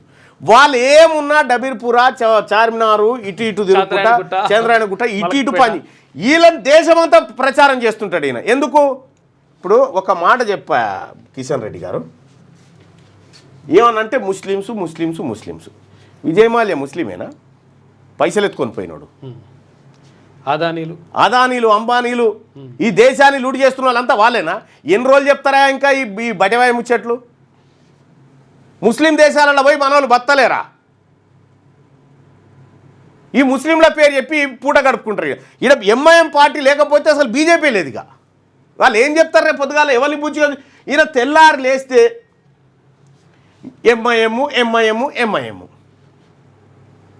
నిజంగా ఇంత ఎంఐఎం మీద పడతారుగా? ఎన్నడన్నా ఐటీ రైడ్ చేసినారా వాళ్ళ మీద? ఎన్నడన్నా ఈడీ రైడ్ అయిందా ఎంఐఎం వాళ్ళ మీద? ఎందుకు చెప్తారా ఇవన్నీ దొంగ మాటలు? ఇంకెన్ని రోజులు మాపి పెడతారు కిషన్ రెడ్డి గారు జనాన్ని? హైదరాబాద్ లోకల్ బాడీ ఎమ్మెల్సీ ఎన్నికల్లో బీజేపీని ఓడించేందుకు కాంగ్రెస్ బీఆర్ఎస్ ఎంఐఎం ఒకటే అని అవునా ఒక మాట. ఇప్పుడు కాంగ్రెస్ బీఆర్ఎస్ ఎంఐఎం ఒకటే అని అంటారు. కాంగ్రెస్ పార్టీని ఓడగొడతాందుకు మీరు ఎన్ని పార్టీలతో జతగట్టి ఉంటారు ఇది వరకు? వాటికి ఏమైనా లెక్క ఉందా? ఇక అవి చెప్పొద్దు, ఇక ఇవి మాత్రం చెప్పాలి. కిషన్ రెడ్డి గారు మీరు కేంద్ర మంత్రిగా పనిచేయబట్టి 6 ఏళ్ళు అయింది. ఈ తెలంగాణకి ఇగో నేను ఇది తీసుకొచ్చినాను ఒకటి చెప్పవు. ఇది తీసుకొచ్చిన నేను ఈ తెలంగాణ కోసం, నేను పుట్టిన గడ్డ కోసం ఇగో ఇది తీసుకొస్తున్నా, ఇగో ఈ పిన్నీస్ తీసుకొస్తున్నా, ఈ రవ్వలడ్డు తీసుకొచ్చినా తెలంగాణకు అని చెప్పు. ఏం లేవు, వట్టిదే డ్రామా. కేంద్ర మంత్రి కిషన్ రెడ్డి ఆరోపించారు. మజ్లిస్ పార్టీకి మిగిలిన 2 పార్టీలు ఏజెంట్లుగా పనిచేస్తున్నాయని అన్నారు. బీజేపీ బరాబర్ రజాకార్ల వ్యతిరేక పార్టీ. అసలు స్వాతంత్ర పోరాటంలో ఉన్నారా మీరు? ఎటున్నారా మీరు? స్వాతంత్ర పోరాటంతో సంబంధం లేదు మీకు. లేని దేశభక్తి పుట్టుకొస్తా ఉంది ఇప్పుడు. కేవలం రాజకీయం కోసం మతాల మధ్య చిచ్చు పెట్టేటువంటి కార్యక్రమం తప్ప మీరు చేసేది ఏమి లేదు. కిషన్ రెడ్డివి దిగజారుడు మాటలు. ఎమ్మెల్సీ ఎన్నికలతో రజాకారుల రాజ్యం ఎట్లొస్తుందని చెప్పి ఎట్లొస్తుందా? ఇదివరకు ఇన్ని ఎన్నికలతో రాని రాజ్యం ఎమ్మెల్సీ ఎన్నికలతో రజాకారుల రాజ్యం వస్తుంది. ఏడ నేర్చిరి బటమయ్యే మాటలన్నీ కిషన్ రెడ్డి గారు? ఇంకెందుకు రెచ్చగొడతా ఉన్నారు జనాన్ని? మీ పిల్లల మీద ఒట్టే చెప్పు. అసదుద్దీన్ ఓవైసీ మీరు చీకట్లో కలుసుకొని మాట్లాడుకోరా? మీ పిల్లల మీద ఒట్టే చెప్పు కిషన్ రెడ్డి గారు. అసలు ఎంఐఎం లేకపోతే మీరు ఎవరిని చూపించి అడుగుతారు ఓట్లు? రైట్, పొద్దున లేస్తే ఓవైసీ జపం తప్ప ఆయనకి ఏమి చేత కాదు. సంఖ్యాబలం లేకే మేము పోటీ చేయట్లే ఒప్పుకుంటున్నారు కదా. సంఖ్యాబలం లేకపోతే మీరు సంఖ్యాబలం లేకున్నా పోటీ చేస్తూ ఉన్నారు. రాష్ట్రానికి కేంద్ర మంత్రిగా ఏం చేశారో చెప్పాలని సవాల్. ఎంఐఎంకు కాంగ్రెస్ అసలు వాస్తవానికి హైదరాబాద్ ఎమ్మెల్సీ ఎన్నికల్లో కంఫర్ట్గా గెలిచేటువంటి మెజార్టీ ఎంఐఎంకు ఉంది. ఎంఐఎంకు కాంగ్రెస్ పార్టీ ఏజెంట్గా మారిందంటూ మరి లేకపోతే ఏం చేయాలి? ఇప్పుడు కాంగ్రెస్ వాళ్ళు బీఆర్ఎస్ వాళ్ళు మీకు మద్దతు చేయాలన్నా? మరి నువ్వెందుకో చేయవు మరి వాళ్ళకు. ఎంఐఎంకు కాంగ్రెస్ పార్టీ ఏజెంట్గా మారిందంటూ కేంద్ర మంత్రి కిషన్ రెడ్డి చేసిన వ్యాఖ్యలపై PCC chief Mahesh Kumar Goud fire అయ్యారు. ఎమ్మెల్సీ ఎన్నికల్లో ఎంఐఎం గెలిస్తే రజాకారుల రాజ్యం ఎట్లా వస్తుందో కిషన్ రెడ్డి చెప్పాలని డిమాండ్ చేశారు. మరి ఎంఐఎం పార్టీ ఎంపీ గెలిచింది, రజాకారుల రాజ్యం రాలేదే. ఎంఐఎం పార్టీ 7 అసెంబ్లీ ఎన్నికల్లో కొన్ని ఏళ్ల నుంచి గెలుస్తూ ఉంది, 7 స్థానాల్లో. మరి రజాకారుల రాజ్యం రాలేదే, ఇప్పుడు ఎట్లా వచ్చింది? భారతదేశానికి ప్రధానమంత్రిగా నరేంద్ర మోడీ గారు, కేంద్ర మంత్రిగా మీరున్న తర్వాత కూడా రజాకారుల రాజ్యం ఎట్లా వస్తుంది? ఆ రాజ్యం వస్తుందని మీరు ఫెయిల్ అయినట్టే కదా. ఏమీ లేదు, వీళ్ళ పూట గడవాలంటే ఎంఐఎంను చూపెట్టాల్సిందే. ఎంఐఎం మీద చిన్న ఐటీ రైడ్ ఇప్పటి వరకు జరగలేదు చూడ్రి. ఒక్క ఈడీ రైడ్ చేయలే, వీళ్ళు చేయరు. ఎందుకంటే అది చల్లగున్నన్ని రోజులే ఇలా పప్పులు ఉడుకుతాయి కాబట్టి. గాలివాన బీభత్సం. హైదరాబాద్లో వడగన్లు, ఈదురుగాళ్ళు, గంటన్నర పాటు వర్షం. కూలిన చెట్లు, కరెంటు స్తంభాలు, రోడ్లు జలమయం. పలు జిల్లాల్లోనూ మోస్తారు వాన. మరో 5 రోజులు వర్షాలు. 16 జిల్లాలకు ఎల్లో అలర్ట్ జారీ. ఇక ఎంఎంటీఎస్లో లైంగిక దాడి కట్టుకదేనా అనుమానిస్తున్న పోలీసులు 250 సీసీ కెమెరాల ఫుటేజీ పరిశీలన 120 మంది అనుమానితుల విచారణ ట్రైన్లోకి మరో వ్యక్తి ఎక్కినట్టు ఒక్క క్లూ దొరకలేదు లీగల్ ఒపీనియన్ తీసుకొని కేసు మూసివేతకు నిర్ణయం అంట. ఏమైంది సార్ యాక్చువల్గా ఇప్పుడు ఏమన్నది మా మీద నాకు లైంగిక దాడి జరిగింది, నాకు పరిగెత్తుతుంటే నేను కాలు జారిపడ్డా, దాంతో ఇట్లా అయింది, తర్వాత నా మీద ఇట్లా అయింది అన్నది కదా. అంటే ఇవి రీల్ చేస్తుందట. అచ్చా ఎంఎంటీఎస్ అది అది ఉంటుంది పట్టాల మీద రీల్ చేస్తుంటే కాలు జారి పడ్డది, కాలు ఇరిగింది, తొట్టి ఇరిగింది. ఇరిగిన తర్వాత ఏమైంది, మా అయ్యమ్మ చెప్తే మళ్ళీ ఇబ్బంది అవుతుందని చెప్పేసి ఒక కథ అల్లింది అనమాట. నన్ను రేపు చేసానికి వస్తే నేను ఇట్లా పడ్డా, తర్వాత ఇట్లా అంతా అయింది, ఇట్లా అని చెప్పేసి రేపు కథ అల్లింది ఆమె.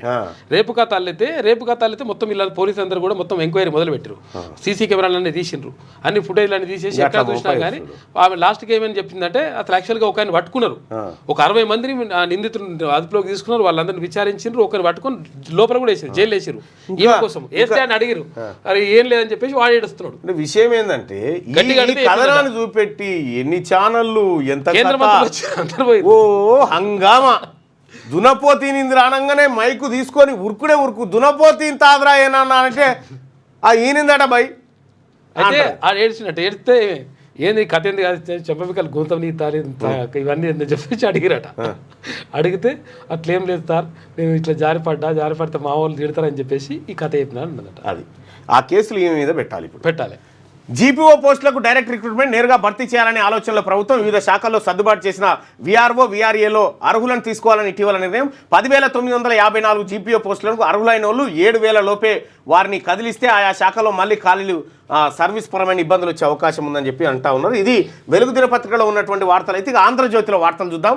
ఇక ఐఎస్ఎస్కి భారత వ్యోమగామి వచ్చే నెలలో వెళ్లనున్న వాయుసేన పైలట్ శుభాంశు శుక్లా ఇక యాక్సియం 4 మిషన్లో భాగంగా మరో ముగ్గురితో కలిసి 2 వారాల పాటు అక్కడే ఉంటాడంట. పలు ప్రయోగాల నిర్వహణ. ఇక భగవద్గీత నాట్యశాస్త్రాలకు యునెస్కో గుర్తింపు, మెమరీ ఆఫ్ వరల్డ్ రిజిస్టర్లో చోటు, గర్వించదగ్గ. ఇంతకంటే ముందు ఒకటి ఉండే, ఏది ఒక ఇది రామాయణానికి సంబంధించినటువంటిది ఒకటి ఉండే, అది గుర్తింపు ఉండే ఇది వరకు. ఇవి కొత్తగా మొన్న ఇక్కడ ఇది గుడి ఉంది కదా, టెంపుల్, రామప్ప టెంపుల్ కూడా యునెస్కో.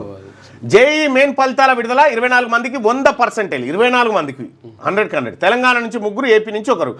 తెలుగు విద్యార్థులకు 8, 16, 22, 24 ర్యాంకులు వచ్చినాయని చెప్పి ఒక వార్త చూస్తే ఇక జడివాన హైదరాబాద్లో కుండపోత వర్షం, బండ్లగూడ కంచన్బాగ్లో 8 సెంటీమీటర్లు లోతట్టు ప్రాంతాలు జలమయమని, స్తంభించిన ట్రాఫిక్తో వాహనదారులకు ఇబ్బందులు, ఈదురుగాలులకు కూలిన చెట్లు, విద్యుత్ సరఫరాకు అంతరాయం, జీహెచ్ఎంసీ అధికారులను అప్రమత్తం చేసిన మంత్రి పొన్నం ప్రభాకర్. ఇక పలు జిల్లాల్లో గాలివాన దెబ్బతిన్న పంటలు, ఇవాళ కూడా వర్షాలు ఉండే అవకాశం. ఇక తెలంగాణకు జైపాన్, రాష్ట్రంలో జపాన్ దిగ్గజ కంపెనీల పెట్టుబడులు 11,062 కోట్లు, 10,500 కోట్లతో ఏఐ డేటా సెంటర్ క్లస్టర్, రాష్ట్ర ప్రభుత్వంతో ఎన్టీడీ డేటా నెయిసా సంయుక్తంగా ఒప్పందం చేసుకుందంటూ ఒక ప్రధాన వార్తను మనం ఇక్కడ చూడవచ్చు. ఇక ఆర్ఎస్ఎస్ తరహాలో ప్రజల్ని కలవండి, పథకాలను క్షేత్రస్థాయికి తీసుకెళ్ళండి, కేవలం సోషల్ మీడియాలను నమ్ముకుంటే సరిపోదు, బూత్ స్థాయి నుంచి పార్టీ నిర్మిద్దాం, కాంగ్రెస్ నేతలతో మీనాక్షి నటరాజన్. కిషన్ రెడ్డి ఆర్ఎస్ఎస్ గట్టిగా ఉందని ఒప్పుకుంటున్నాను. అంతే కదా. కిషన్ రెడ్డి రాష్ట్రానికి ఏం చేశావు, మతం ఓవైసీ జపం తప్ప అభివృద్ధి ఏది, మెట్రో విస్తరణ విభజన హామీలు పట్టవా అంటూ ఇక గాయన గురించి చెప్తావు. కిషన్ రెడ్డి గారి గురించి ఎంత తక్కువ మాట్లాడుకుంటే అంత. మా చట్టాలు ఉల్లంఘించొద్దు, ధిక్కరిస్తే తీవ్ర పర్యవసానాలు తప్పవు, విదేశీ విద్యార్థులకు అమెరికా హెచ్చరిక, అక్రమంగా వచ్చిన వారందరూ దేశం విడిచి వెళ్ళిపోవాలని విజ్ఞప్తి. ఇప్పటికే 1000 మందికి పైగా విద్యార్థుల వీసాలు రద్దు చేసిరు, ట్రాఫిక్ ఉల్లంఘనల వంటి స్వల్ప కారణాలతోనే చర్యలు, అరెస్టు భయంతో చదువు మధ్యలోనే వదిలేసి స్వదేశాలకు కొందరు వచ్చేస్తున్నారు, కోర్టులను ఆశ్రయిస్తున్న మరికొంతమంది. ఇక డూప్లికేట్ గాంధీ కుటుంబం కుట్ర, నేషనల్ హెరాల్డ్ ఆస్తులు కాజేసే యత్నం, రాజ్యాంగానికి వారేమైనా అతిథుల, యూపీఏ హయాంలోనే విచారణ మొదలు, సోనియా రాహుల్ బెయిల్ తెచ్చుకుంది అప్పుడే, ఇందులో మోడీకి బీజేపీకి ఏం సంబంధం, మజ్లిస్ సభకు రేవంత్ సర్కార్ ఆర్థిక సాయం, బెంగాల్ తరహా ముప్పు తలెత్తే ప్రమాదం బండి, గవర్నర్తో కేంద్ర మంత్రి మర్యాదపూర్వక భేటీ అంటూ. ఇప్పుడు మజ్లిస్ సభకు రేవంత్ ఆర్థిక సాయం, వెంటనే ఈడీ రైట్ ఐటీ రైట్స్ చేయించుకుందాం. ఇక జిహెచ్ఎంసీలో వీధి లైట్లకు డబ్బులు లేవు, బీఆర్ఎస్ హయాంలో రంగులేసి అభివృద్ధి అన్నారు, బీజేపీ డబుల్ ఇంజన్ సర్కార్తోనే అభివృద్ధి సాధ్యమవుతుందని కిషన్ రెడ్డి అంటున్నారు. ఇక హైదరాబాద్ ప్రేమ నగరం, మిస్ వరల్డ్తోనే తెలంగాణ ముందుకు ప్రపంచం, చేనేత చీరలు ఆభరణాలను పరిచయం చేయాలి, వచ్చిన వారికి మన ఆతిథ్యాన్ని సంస్కృతిని చూపించాలి, ఎక్కడి నుంచి వచ్చామన్నది కాదు ఎక్కడికి వెళ్ళామన్నదే ముఖ్యం, ఆ దిశగా మహిళలు ముందుకెళ్ళాలి, మహేష్ బాబు అంటే ఇష్టం, తెలుగులో నటిస్తానేమో, ఆంధ్రజ్యోతి ఇంటర్వ్యూలో miss India world Nandini Gupta. Miss world పోటీల్లో చేనేత అందం, పోటీల్లో రాష్ట్ర చేనేత వస్త్రాలు ధరించనున్న సుందరిమణులు, పోచంపల్లికి పోటీదారులు, ఐరోపా దేశాల ప్రతినిధి, యాదగిరిగుట్టకు మరో బృందం అట. పోచంపల్లి చీరలు పెద్ద ఈవెంట్ అవుతుంది ఇప్పుడు ఇది. బాగా గీతా తవర్ వాళ్ళు ప్లాన్ చేసింది. ఇక మీ కాలేయం సురక్షితమేనా? ఇవాళ ప్రపంచ కాలేయ దినోత్సవం అంట. తెలియకుండానే కబలించే లివర్ వ్యాధులు సమస్య ఏమిటో గుర్తించేసరికే ప్రాణాపాయ స్థితి. రాష్ట్రంలో పెరుగుతున్న కాలేయ వ్యాధుల బాధితులు అధిక కొవ్వు, రసాయనాలున్న ఆహారం, మద్యం, ఉబకాయం, హెపటైటిస్ తదితరులే కారణం. 2013 నుంచి తెలంగాణలో 1473 మంది కాలేయ మార్పిడి చికిత్సలు దాతల కోసం మరో 926 మంది ఎదురు చూస్తూ ఉన్నారట. లివర్ వ్యాధులు చాలా డేంజర్. మాటల్లో కాదు చేతల్లో చూపండి. కంచె బౌలి భూముల అంశంపై విచారణ జరిపించండి. పర్యావరణ పరిరక్షణపై చిత్తశుద్ధి నిరూపించుకోండి. ప్రధాని మోడీకి బీఆర్ఎస్ నేత కేటీఆర్ డిమాండ్. ఇంటికి పంపిన వాళ్ళలో 2000 మందికి మళ్ళీ ఛాన్స్. తొలగించిన రిటైర్డ్ సిబ్బంది కోసం విభాగాధిపతులు ఇంటికి పంపించిన 2000 మందికి రిటైర్ వాళ్ళని మళ్ళా తీసుకోమని జీవో తెచ్చిరుగా, మళ్ళా తీసుకుంటారట పైరవీలు. పైరవీల ప్రభుత్వం అయిపోయింది. తొలగించిన రిటైర్డ్ సిబ్బంది కోసం విభాగాధిపతుల పట్టు 6729 మందిలో 2000 మందిని తీసుకునేందుకు కొత్తిల్లు. కొత్త వారికి అవకాశాలు ఇవ్వరా? నిరుద్యోగులు అసంతృప్తి. ఈ రిటైర్ అయిన వాళ్ళని తీసుకొచ్చి మళ్ళీ పెట్టి గీంత దానికో జీవో, దానికో కథ, దానికో వార్త ఎందుకా ఇది? కాదు, వాళ్ళకు పింఛన్ వస్తుంది, మళ్ళీ జీతం ఇవ్వాలి. ఇప్పుడు కొత్తనికి అవకాశం. ఉద్యోగ విరమణ తర్వాత కూడా కాంట్రాక్టు పద్ధతిలో ప్రభుత్వ విభాగాల్లో ఏళ్లుగా తిష్ట వేసిన వారిని రాష్ట్ర ప్రభుత్వం తొలగించిన విభాగాధిపతులు మాత్రం వారిలో కొందరిని తీసుకునే పట్టుదలతో ఉన్నట్టు తెలుస్తుంది. అటెండర్ నుంచి ఐఏఎస్ దాకా వివిధ స్థాయిలో కొనసాగుతున్న 6729 మందిని తొలగిస్తూ రేవంత్ రెడ్డి సర్కార్ ఇటీవల నిర్ణయం తీసుకున్న సంగతి తెలిసిందే. అయితే నెల తిరగకుండానే వారిలో 2000 మందిని తిరిగి తీసుకునేందుకు ఆ శ్రీనిధిలో విద్యాసాగర్ రెడ్డి తాతను తీసుకొచ్చి పెట్టిరు. 80-87 ఏళ్ళలో ఉంటాయి. ఇంత మెల్లగా నడుచుకుంటే ఇప్పుడు హెచ్ఎండబ్ల్యూలో కూడా మళ్ళీ పెడుతున్నాడు. ఇప్పుడు దొరల కోసమే ధరణి, అందుకే దాన్ని బంగాళాఖాతంలో విసిరేశాం. పేదోడి చట్టమైన భూభారతి చట్టాన్ని తెచ్చాం. ప్రతి రైతుకు భూదార్ నంబర్. మంత్రి పొంగులేటి ములుగు, ఆదిలాబాద్ జిల్లాలో రెవెన్యూ సదస్సులు. హాజరైన మంత్రులు సీతక్క, సురేఖ, ఎమ్మెల్యేలు అంటూ ఒక వార్తను చూస్తా ఉన్నాం. దొరల కోసమే ఆ ధరణి. అయితే ధరణి అడ్డం పెట్టుకొని వీళ్ళు చేసిన దందా మామూలు దందాలు కావు. లక్షల ఎకరాల దందాలు చేశారు. రాజన్న సిరిసిల్ల జిల్లాలో కలెక్టర్కు మళ్ళీ హ్యాండ్ ఓవర్ చేస్తలేరా? మేము ధరణి అడ్డం పెట్టుకొని దోపిడీ చేసి వాళ్ళే వస్తారు స్వచ్ఛందంగా రైతులు. ఇక ఒక ఘటన, మరి ఒక బీసీ వాడిని కిడ్నాప్ చేసి నారాయణపేట జిల్లాలో అప్పిగౌడ్ అనేటువంటి బీసీని కిడ్నాప్ చేసి కట్టేసి కొట్టి రెడ్లుగా ఆయనకు వచ్చిన బాధితుడు ఒక్కసారి కిడ్నాప్ చేసిరు. ఇక కిడ్నాప్ చేసిరు సారు, మమ్మల్ని ఆగం చేసిరు సార్ అని పోలీస్ స్టేషన్కి పోతే అక్కడ పోలీస్ స్టేషన్లో ఉన్న ఎస్ఐ రెడ్డి గారు ఆయన పట్టించుకోడు.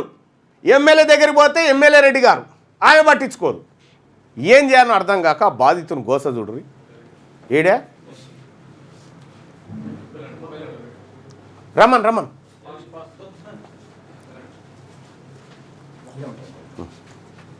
దా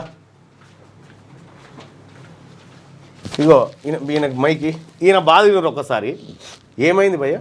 నేను వ్యాపారం చేస్తుంటే నేను డబ్బులు ఇచ్చేది అయితే వాస్తవం ఉండే. ఎవరికి ఇచ్చేది ఉండే? నేను రైతుల దగ్గర ధాన్యం కొనుగోలు చేసి మామూలుగా ఇట్లా కళ్ళల కాడికి పోయి వ్యాపారం చేస్తుంటే వడ్లు కొంటుంటే అప్పుడు ఏమైందంటే నేను దళ వ్యాపారం నా పైన వ్యాపారాలకు ఇస్తే వాళ్ళు నాకు డబ్బులు ఇవ్వాలి. వాళ్ళు చేతులు లేపిండు. వాళ్ళు చేతులు లేపందాడు, నేను ఏం చేయలేకపోయినా. ఏదైనా ఆస్తులు ఉన్నా తీసేసి అన్న కట్టుకుందామని కూడా లేని పరిస్థితిలో ఉన్నా. కాబట్టి తర్వాత నేను కోర్టుకు ఈ ఎల్బీనగర్ కోర్టులో ఐపీ పెట్టుకున్నాను. ఐపీ పెట్టుకొని కూడా నోటీసులు ఇచ్చినాం. కోర్టు కూడా అటెండ్ అవుతున్నారు అందరూ. కాగా కూడా నేను కోర్టులో ఉండగా కూడా నేను డబ్బులు ఇచ్చుకుంటాను మందికి. ఎందుకంటే ఒక రైతు పైసలు మనం కూడా అన్యాయం చేస్తే మనకు ఉసురు తగులుతుందని కూడా తెలుసు సార్. అది కాకపోయినా నేను డబ్బులు ఎందనో అంతా ఇచ్చుకుంటూ పోతున్నా. కాకపోతే కొంచెం టైం కావాలి, పెద్ద అమౌంట్ కాబట్టి పెద్ద ఇసువులు ఉంది, నాకు టైం కావాలి, కట్టుకుంటా పోతా అని చెప్పేసి కడుతున్నా కూడా. కట్టంగా నాకు ఒక రోజు మాధవరెడ్డి ఏమైంది, ఒక 4 నెలలకెళ్ళి నాకు వెనక. ఏ మాధవరెడ్డి అయినా? మీ ఊరేది? మాది నారాయణపేట జిల్లా దేమరగిద్ద మండలం ఒత్తుగుండ్ల గ్రామం. మాధవరెడ్డి అంటే ఎమ్మెల్యే పిఏ. ఎమ్మెల్యే ఎవరు? పర్ణికారెడ్డి. ఆయన నాకు 4 నెలల కిందకి వెళ్ళి ఫోన్ చేస్తున్నాడు, అప్పిగౌడ్ నీకు కలవాలన్నాడు. సరే ఏంది సార్ అంటే, నువ్వు రాండి అంటే నేను ఒక రోజు ఆయన గౌడ్సా? మేము గౌడ్స్ సార్. ఆయన ఇంటికి పిలిపించుకున్నాడు. ఇంటికి పిలిపించుకొని ఆయన నేను ఇద్దరమే ఉన్నాం. పిలిపించుకొని నువ్వు ఐపీ పెట్టుకున్నావంట, నువ్వు రైతులకు దుడ్లు ఇవ్వాలంట. అంటే ఇచ్చేదైతే వాస్తవమేనా, ఐపీ పెట్టుకున్నంత మాత్రం కూడా నేను ఏం ముంచాను, నాకు కొంచెం టైం కావాలని కొన్ని కట్టుకుంటా పోతున్నా నేను.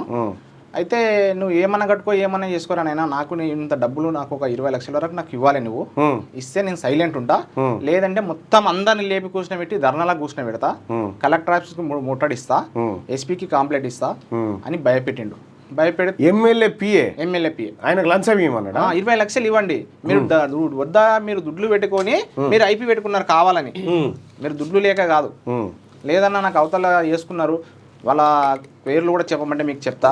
వాళ్ళు వేసుకొని పోయిండు కదా అన్న, మీకు కూడా తెలుసు కదా వేసుకొని. దుడ్లు అంటే పైసలు, ఆ నారాయణఖేట్ ఆ ప్రాంతం అంతా డబ్బులను దుడ్లు అంటారు. అయితే మీకు కూడా తెలుసు కానీ ఎవరు వేసుకపోయిండు. నారాయణపేట ఆయన రమేష్, బోయ రమేష్ అనే ఆయన కూడా నాకు రావాలి. ఆయన కూడా 20 లారీలు ఇచ్చిన. ఆయన నారాయణపేట గంజి మొత్తం కూడా వేసుకొని పోయిండు కదా, తెలుసు కదన్నా. మేమంతా ఆయన ఇప్పుడు ఏమైంది తర్వాత? ఏమైంది తర్వాత అంటే ఇంకా నన్ను కిడ్నాప్ చేసి కొట్టిపించిండు ఆయన. ఎవరు కిడ్నాప్ చేశారు? మన కొండాపూరు అని ప్రతాప్ రెడ్డి, ఆయన ప్రతాప్ రెడ్డి, మన లక్ష్మీకాంత్ రెడ్డి, ఇంకా ప్రభాకర్ రెడ్డి కిడ్నాప్ చేసిరా నిన్ను? కిడ్నాప్ చేసి నేను మహబూబ్నగర్ వెళ్తుంటే, నాకు మహబూబ్నగర్ వెళ్ళంగా నాకు ధన్వాడ మరికేల మధ్యలో నేను స్కూటీ మీద వెళ్తున్నా, ఒక్కనే ఉన్నా. స్కూటీ మీద వెళ్ళంగా వాళ్ళ కారు, ఆల్టో కారు ఉంది వాళ్ళది. ఆ కారు తీసుకొని వచ్చి నన్ను పట్టుకున్నారు. పట్టుకొని ఒక ఆయన నా స్కూటీ మీద ఎక్కాడు. అక్కడ ఏం కొట్టలేదు. స్కూటీ మీద ఎక్కి మరికేలు దాటిన తర్వాత ఊరు బయటికి తీసుకెళ్ళి నన్ను అక్కడ బాగా కొట్టారు. కొట్టి మళ్ళీ వాళ్ళ సొంత ఊళ్ళో తోటలకు తీసుకొని వెళ్ళి కాళ్ళు చేతులు అన్ని కట్టి కరెంట్ షాట్స్ ఇట్లా ఇట్లా కొన్నాళ్ళు తాకిస్తారు, కొడతారు. కరెంట్ షాట్స్ పెట్టిస్తారు. ఆ ఘోరంగా పెట్టిరు, ఘోరంగా పరిస్థితి సార్. అబ్బా, కట్టేసిన గుర్తులు సార్. మైకుది అన్న పట్టుకో, ఇదాడ పెట్టు, ఇదాడ పెట్టన్నా, తాళ్ళు కట్టేసినాయి. మైక్ పెట్టు తీ మట్టలు చెప్పి కొడతారు. ఇన్ని రోజులు మాధవరెడ్డి సపోర్ట్ చేసి లేకుండా మాధవరెడ్డి చెప్పిండు, దుర్రా మా చుట్టం మాధవరెడ్డి చెప్పిండు అన్న. నీకు డేట్ కూడా ఉంది కదన్న, డబ్బుల తర్వాత భూమి కూడా. విపరీతమైన దెబ్బలు కొట్టిరుగా. ఈ మోకాల మీద బిల్లల మీద కొట్టిండు సార్, కట్టెలు తీసుకొని. ఎవరైనా టైం లేకున్నా. ఎవరు? ఆయన లక్ష్మీకాంత్ రెడ్డి సార్. లక్ష్మీకాంత్ రెడ్డి. లక్ష్మీకాంత్ రెడ్డి నువ్వు కొడుతుంటే మీ వాళ్ళకి ఎవరు? భాస్కర్ రెడ్డి హోంగార్డ్ అంట. నేను ఆ కానిస్టేబుల్ రా నేను అని చెప్పాడు ఆయన. హోంగార్డ్ అని నాకు తర్వాత తెలుసు. ఇట్లా కొట్టాల మొత్తం పోలీస్ సెక్షన్ లో కొట్టిండు సార్ ఆయన. కరెంట్ షాట్స్ ఇచ్చి కరెంట్ షాట్స్ పెట్టిరా ఇవి? కరెంట్ షాట్స్ అంటే ఇట్లా కొనలకు తాకి సార్ చిన్నగా విన్ని. ఇదైతే కరెంట్ షాట్ సార్. వామ్మో, మరి నువ్వు మరి కంప్లైంట్ చేయలేదా పోలీసు వాళ్ళకి? సార్ మా ఫ్యామిలీ పోయి దామర్తి పిహెచ్లో కంప్లైంట్ ఇచ్చారు. అక్కడ ఇది మా పరిధిలో లేదు, ఇది లొకేషన్ వేరే చూపిస్తుందని ధన్వాడ మండలికి పంపించారు. ధన్వాడ మండలికి పంపిస్తే ధన్వాడ ఎస్ఐ సాయంత్రం వరకు కూడా నా దగ్గరికి లొకేషన్కి వచ్చలేరు. నాకు ఫోన్ చేసిండు, ధన్వాడ ఎస్ఐ ఫోన్ చేసిండు. నా ఫోన్ ఆన్లోనే ఉంది. నాకు ఫోన్ చేసిండు. ఫోన్ చేసిన తర్వాత ధన్వాడ ఎస్ఐ ఏమైంది అప్పిగౌడ్ అన్నాడు. సార్ ఇట్లా నేను డబ్బులు ఇవ్వాలి, నన్ను తీసుకొచ్చింది అన్నాడు.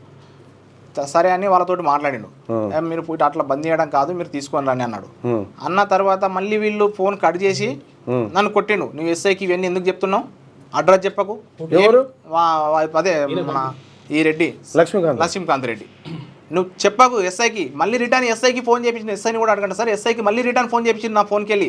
సార్ మీకు ఏం సంబంధం లేదు, నేను డబ్బులు కట్టుకుంటుండా, మా భార్య వచ్చి కడుతుంది డబ్బులు, మా వాళ్ళని వెళ్ళిపోమని చెప్పండి, ఎవరు వచ్చిండు నా తరపున వాళ్ళని వెళ్ళిపోమని చెప్పండి అని చెప్పిపించిండు ఎస్ఐకి మళ్ళీ రిటర్న్ సార్. మళ్ళీ కొట్టిండు, నాన్న టార్చర్ కొడుతున్నారు. చెప్పని పరిస్థితిలో చంపే పరిస్థితి ఉంది. అక్కడ ఒక డ్యామ్ ఉంది సార్. ఆ డ్యామ్ లో తీసుకుపోయి కాలు చేయాలి కట్టేయని పోతే ఈ లక్ష్మీకాంత్ అన్న వాళ్ళ నాయన సంపరాధ అని చెప్పేసి ప్రభాకర్ రెడ్డి ఆయన భాస్కర్ రెడ్డి వాళ్ళ నాయన, లక్ష్మీకాంత్ వాళ్ళ నాయన భాస్కర్ రెడ్డి వద్దురా సెర్లేయద్దు అని తోలుకొని వచ్చిండు వాసానికి. ఆయన కూడా మస్తు కొట్టిండు నన్ను. ఆయన దయగల మనిషి అనుకుంటున్నావా? దయగల కాదు సార్, కొట్టిండు. కానీ లాస్ట్ కు ప్రాణం కూడా తీసే మనిషి సార్. అక్కడ అది ఒకటి కాపాడిండు సార్. ఏ పోలీస్ స్టేషన్ లో నువ్వు కంప్లైంట్ చేసినావు? Dhanwada police station. ధన్వాడ ఎవరు? ధన్వాడకు ఫస్ట్ దామరతిలో చేశాము. దామరతి నుండి ధన్వాడకు పంపించండు, మా పరిధిలో లేదని. ఎవరు ఆయన ఎస్ఐ ఎవరు? ఉందా నెంబర్? మళ్ళీ ఇంత కొట్టిన తర్వాత డబ్బులు కూడా కట్టిపించిండు సార్ మళ్ళీ ఆ రాత్రిలో. కాదయా, నువ్వు రైతులను కూడా ఇబ్బంది పెట్టొద్దు కదనే. నువ్వు ఐపీ పెట్టుకొని పోతే రైతులు ఎంతమంది చచ్చిపోతారా? వాస్తవం సార్ అది. అందుకని ఇచ్చుకుంటూ పోతున్నా సార్ నేను కూడా. ఏమి ఇచ్చుకుంటా? నువ్వు ఐపీ పెట్టుకొని పోతే ఆరుగాలం కష్టపడినాడు వాడేటి పోవాలనే మరి. సార్ ఆ ధన్వాడ ఉందా ఒకసారి నెంబర్ది? మరి మా గింతగానం కొడతాడా ఎవడన్నా ప్రైవేట్ వ్యక్తులు? చెప్పు.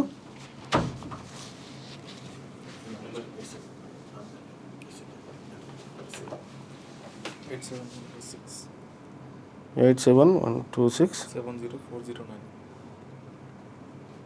ఏం పేరు? గీతలుగా కొడతారు ఇగో వెంటనే నేషనల్ సైబర్ హెల్ప్ లైన్ 1930 కి రిపోర్ట్ చేయండి. ప్రజా ప్రయోజనార్థం జారీ చేసిన వారు ministry of home affairs. The person you have called is speaking to someone else. You can wait or call again later. ఏం ఫోన్ మీరు కాల్ చేస్తున్న వ్యక్తి మరొక కాల్లో బిజీగా ఉన్నారు. మీరు వేచి ఉండండి లేదా తిరిగి మళ్ళీ ప్రయత్నించండి. आपने जिस व्यक्ति को ఈయనేనా కొట్టింది అదే ప్లేస్ సార్ अन्य कॉल पर व्यस्त है. ओ या कृपया मगर। प्रतीक्षा करें या कुछ समय पश्चात प्रयास करें. ఇంత కొట్టి డబ్బులు వసూలు చేసిర్రు మళ్ళీ ఎస్ఐ కంప్లైంట్ ఏం కేసు చేయనియపాయ డబ్బులు ఇప్పించిన సార్ 2 లక్షలు ఇప్పించి. Call again later. మీరు కాల్ చేస్తున్న వ్యక్తి మరొక కాల్లో ది పర్సన్ యు ఆయన ఏదన్నా మీటింగ్లో ఉన్నాడేమో క్రైమ్ మీటింగ్లో the person you have called is speaking to someone else.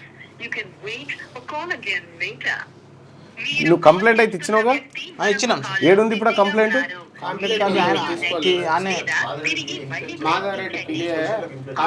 Parnika Reddy వాళ్ళ పిఏనా ఆయన ఇంకా ఏం చెప్తే అది నడుస్తుంది సార్. అయ్యేగల ఏ పల్లికారెడ్డి మేడం కానీ శివకుమారెడ్డి సార్ కానీ వాళ్ళు ఏమన్నారు, ఈయన మాధవరెడ్డిదే నడుస్తుంది మొత్తం ఆడ. ఈయన ఏం చెప్తే ఈయన ఎమ్మెల్యే ఆడ. పర్ణికారెడ్డి గారి నెంబరి గింత అన్యాయం ఉంటుందా ఏనన్నా? వాడు పైసలు ఇచ్చేది ఉంటే బాధప్తా వసూలు చేయాలి కానీ కొడతారా? నేను డబ్బులు కూడా ఇస్తున్నా సార్, కాలు మొక్కి కొన్ని కట్టుకుంటూ పోతున్నా సార్. మంది కూడా వాళ్ళు కూడా ఈరోజు రైతులు కూడా మళ్ళీ ఫోన్లు చేసి వాళ్ళు 93 91 33 07 29. మీరు కలిసిరా ఎమ్మెల్యేని? ఏమన్నది ఏమన్నది ఎమ్మెల్యే గారు ఏమన్నారు? పోలీస్ స్టేషన్ పో అని చెప్పింది. పో అంటని చెప్తే అంటే పోలీస్ స్టేషన్ పోయినా నేను. మాధవరెడ్డి ఉండి ఏం చేసిండంటే మలమరస నాడు ఫోన్ చేసి నాకు నీ సంగతి ఉండని చూసుకుందాం ఈ పని అంటే ఇద్దాం చాలుగానని పిగి అన్నాడు సార్. ఏనా మరి ఆమెకు తెలుసా, ఎమ్మెల్యే గారికి తెలుసా ఈ పిఏ ఇట్లా చేస్తున్న సంగతి? అంతా వాట్సాప్ పెట్టినా సార్. హలో హలో ఎమ్మెల్యే గారు, నేను తీన్మార్ మల్లన్న మాట్లాడుతున్నానండి.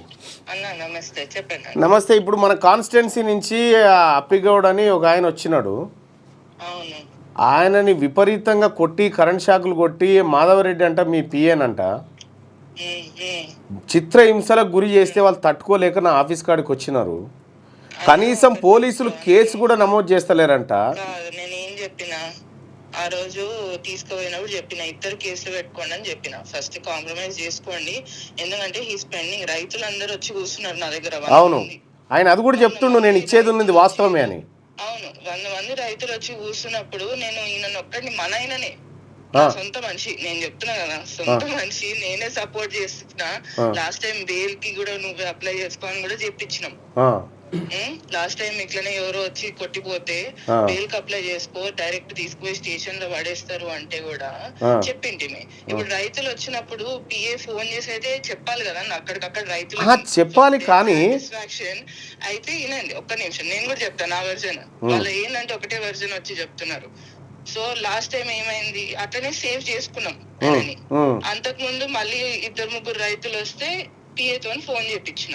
ఫోన్ చేపించి చెప్పండి ఎంతనో అంత ఇచ్చుకుంటానో లెక్క రాసుకుంటున్నా చేసుకోండి అని చెప్పిన. మళ్ళీ మొన్న ఏమైంది, మొన్న ఎవరో తీసుకొని పోయినరు. అది కూడా నేనే ఎస్ఐలకు మాట్లాడి పోయి కనుక్కోండి విడిపించుకోండి అని కూడా వాళ్ళ అన్న ముందు నేనే మాట్లాడిన ఫోన్ ఎస్ఐకి డైరెక్ట్ గా. విడిపియండి, ఏదో ఒకటి సార్ట్ చేయండి. ఏంటంటే అటుపక్క కూడా రైతులు నష్టపోయిన రైతులే ఉన్నారు, ఇటుపక్క కూడా ఇదే ఉంది మనోలే, 2 పక్కన మనోలే ఉన్నప్పుడు 2 సాల్వ్ చేసుకోండి అని చెప్పిన.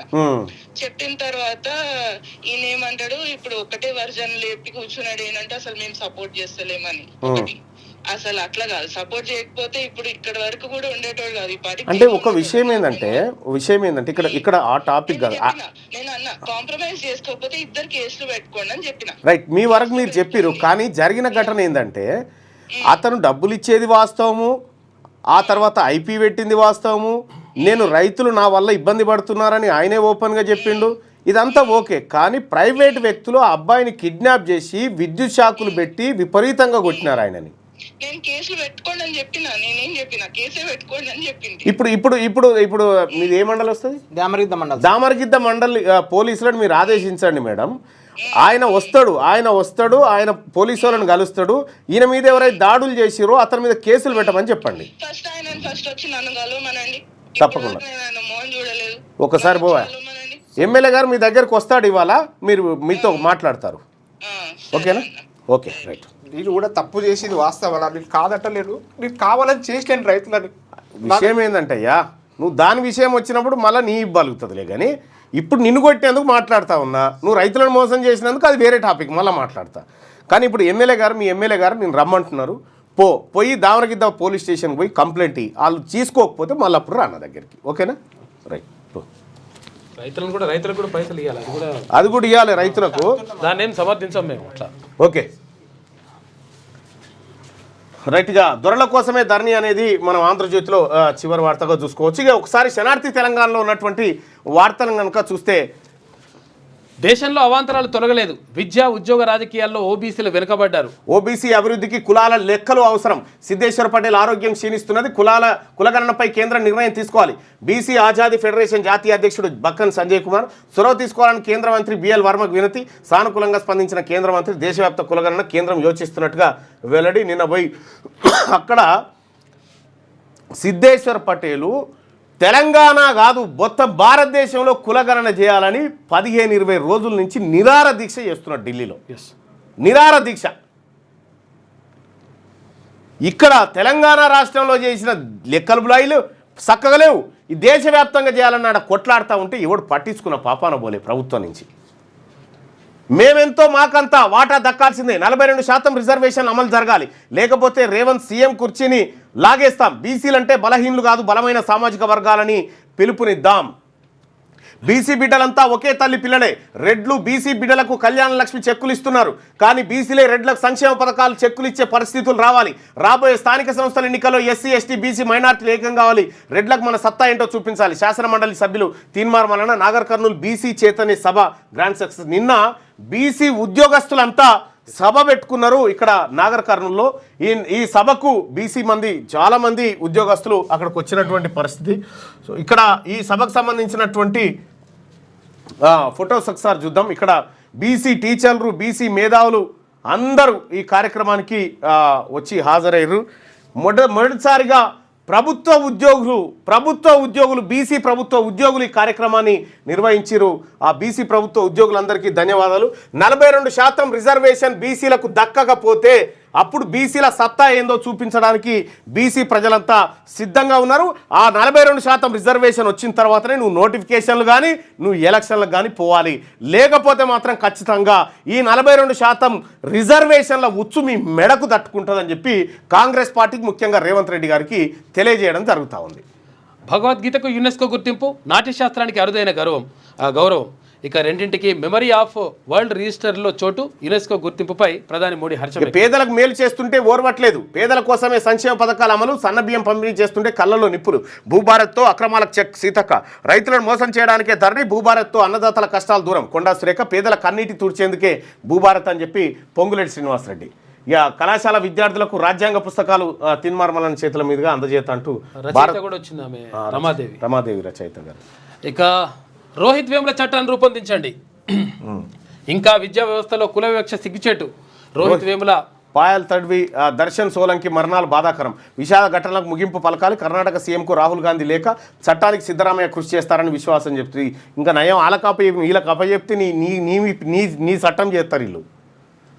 హైదరాబాద్లో డేటా సెంటర్ క్లస్టర్ 10,500 కోట్ల పెట్టుబడులకు ఎన్టీడీ డేటా నైసా నిర్ణయం. హైదరాబాద్లో వడగండ్ల వాన, భారీగా ఈదురుగాలులు, పలుచోట్ల నేలకూలిన చెట్లు, ట్రాఫిక్కు తీవ్ర అంతరాయం. బచ్చన్నపేటలో పిడుగుపడి 12 మంది గాయాలైనయట. ప్రభుత్వ పథకాల గురించి వివరించండి. సంక్షేమ అభివృద్ధి స్కీమ్స్పై అవగాహన కల్పించండి. పార్టీ నేతలు సమన్వయంతో పనిచేయాలి. గీత దాటితే చర్యలు తప్పవు. టీపీసీసీ అధ్యక్షుడు మహేష్ కుమార్ గౌడ్. గ్రూప్ 1 పరీక్షను రద్దు చేయాలి. పరీక్ష ఫలితాలపై సందేహాలున్నాయి. నిరుద్యోగుల జీవితాలతో ప్రభుత్వం చెలగాటం. BRS MLC Kalvakuntla Kavitha CM Revanth రెడ్డికి బహిరంగ లేఖ రాసింది. మంచిగానే రాసినావు, ఇది నీతిబద్ధంగానే రాసినావు. కానీ మీ తండ్రి గారు సీఎంగా ఉన్నప్పుడు అనేక పరీక్షలు లీక్ అయితే నానా పరీక్షలు మళ్ళీ పెట్టాలని ఒక్క లెటర్ రాయకపోతుంది. అంతే బాబు అట్లా పెట్టకపోతే అని అడగపోతే. హౌతీలపై విరుచుకుపడ్డ అమెరికా, యెమెన్లో వారి స్థావరాలపై అటాక్. రాస్ ఐసా ఓడరేవే లక్ష్యంగా దాడులో 78 మంది మృతి, 120 మందికి గాయాలు.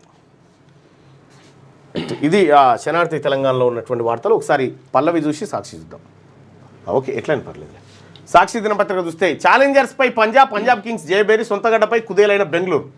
క్రాస్ టు జోస్, పరిస్థితులు సద్దుమణిగితే మళ్ళీ ర్యాలీ ఖాయమంటున్న నిపుణులంట. స్టాక్ మార్కెట్లకు సంబంధించిగా మస్క్ ప్రధాని మోడీ ఫోన్. ఎలాన్ మస్క్ తో ప్రధాని మోడీ శుక్రవారం ఫోన్లో మాట్లాడారు. వీరు పలు కీలక అంశాలపై చర్చించుకున్నట్టుగా సమాచారం. విద్యార్థుల వీసాలపై పిడుగు. ట్రంప్ ప్రభుత్వం మరో 4 రోజుల వ్యవధిలోనే ఏకంగా 1024 మంది అంతర్జాతీయ విద్యార్థుల వీసాలు రద్దు చేసిందట. 1024. భారత్కు షింకాన్సెన్స్ రైలు, హైస్పీడ్ రైలు ప్రాజెక్టు ఊపందుకుంటోంది. ట్రయల్ రన్ నిమిత్తం 2 ఐకానిక్ షింకాన్సెన్ రైళ్లను భారత్ జపాన్ కానుకగా ఇవ్వనుందట. భారత్కు జపాన్ ఇవ్వబోతా ఉందట. హై స్పీడ్ అంటే ఎంత స్పీడ్ పోతుంది? ఏం పాడదు గారు. జపాన్లు ఉన్నాయి, అవి 300-400 పోతున్నాయి, 500 దాకా. విశ్వము భ్రమిస్తుంది, విశ్వం కూడా తన చుట్టూ తాను తిరుగుతుందని ఓ పరిశోధన పేర్కొంది. ఈ భ్రమణానికి 50,000 కోట్ల ఏళ్ళు పడుతుందని తేల్చిందట. విశ్వం మొత్తం భ్రమిస్తుందట, భూమి కాదు. డయాగ్నోస్టిక్ డల్ అట. పేదలకు పూర్తి స్థాయిలో ఉపయోగపడని ప్రభుత్వ వైద్య పరీక్ష కేంద్రాలు, సిబ్బంది కొరతతో చాలా కేంద్రాల్లో నిరుపయోగంగా పరికరాలు కొనుక్కొచ్చారు, ఎక్విప్మెంట్. అంతే, దానికి పని మనిషి ఆడబడేసిరుగా గంతే. పెట్టుబడి ఇక అది ఆ మిషన్ ఓపెన్ చేసేటప్పుడు ఉంటాడు ఆయన పక్కపట్టి, ఇక మళ్ళీ ఉండడు. ఇక పెట్టుబడులు 10,062 కోట్లు అంటూ జపాన్ పర్యటనకు సంబంధించినటువంటి వార్తను సాక్షిలో కూడా చూడవచ్చు. ఇక భగవద్గీత నాట్యశాస్త్రానికి యునెస్కో గుర్తింపు అనేటువంటి వార్త సాక్షి కూడా కవర్ చేసింది. జేఈ మెయిన్స్లో తెలుగు తేజాలంటూ ఒక వార్త ఉంటే, ఎంఎంటీఎస్లో అత్యాచార యత్నం అబద్ధం చెప్పి తప్పుదో పట్టించిన యువతి రైల్లో రీల్స్ చేస్తూ కాలు జారి పడినట్టు పోలీసుల వెల్లడి. ఇంట్లో తిడతారనే భయంతో నాటకం ఆడినట్టుగా ఒప్పుకోరు.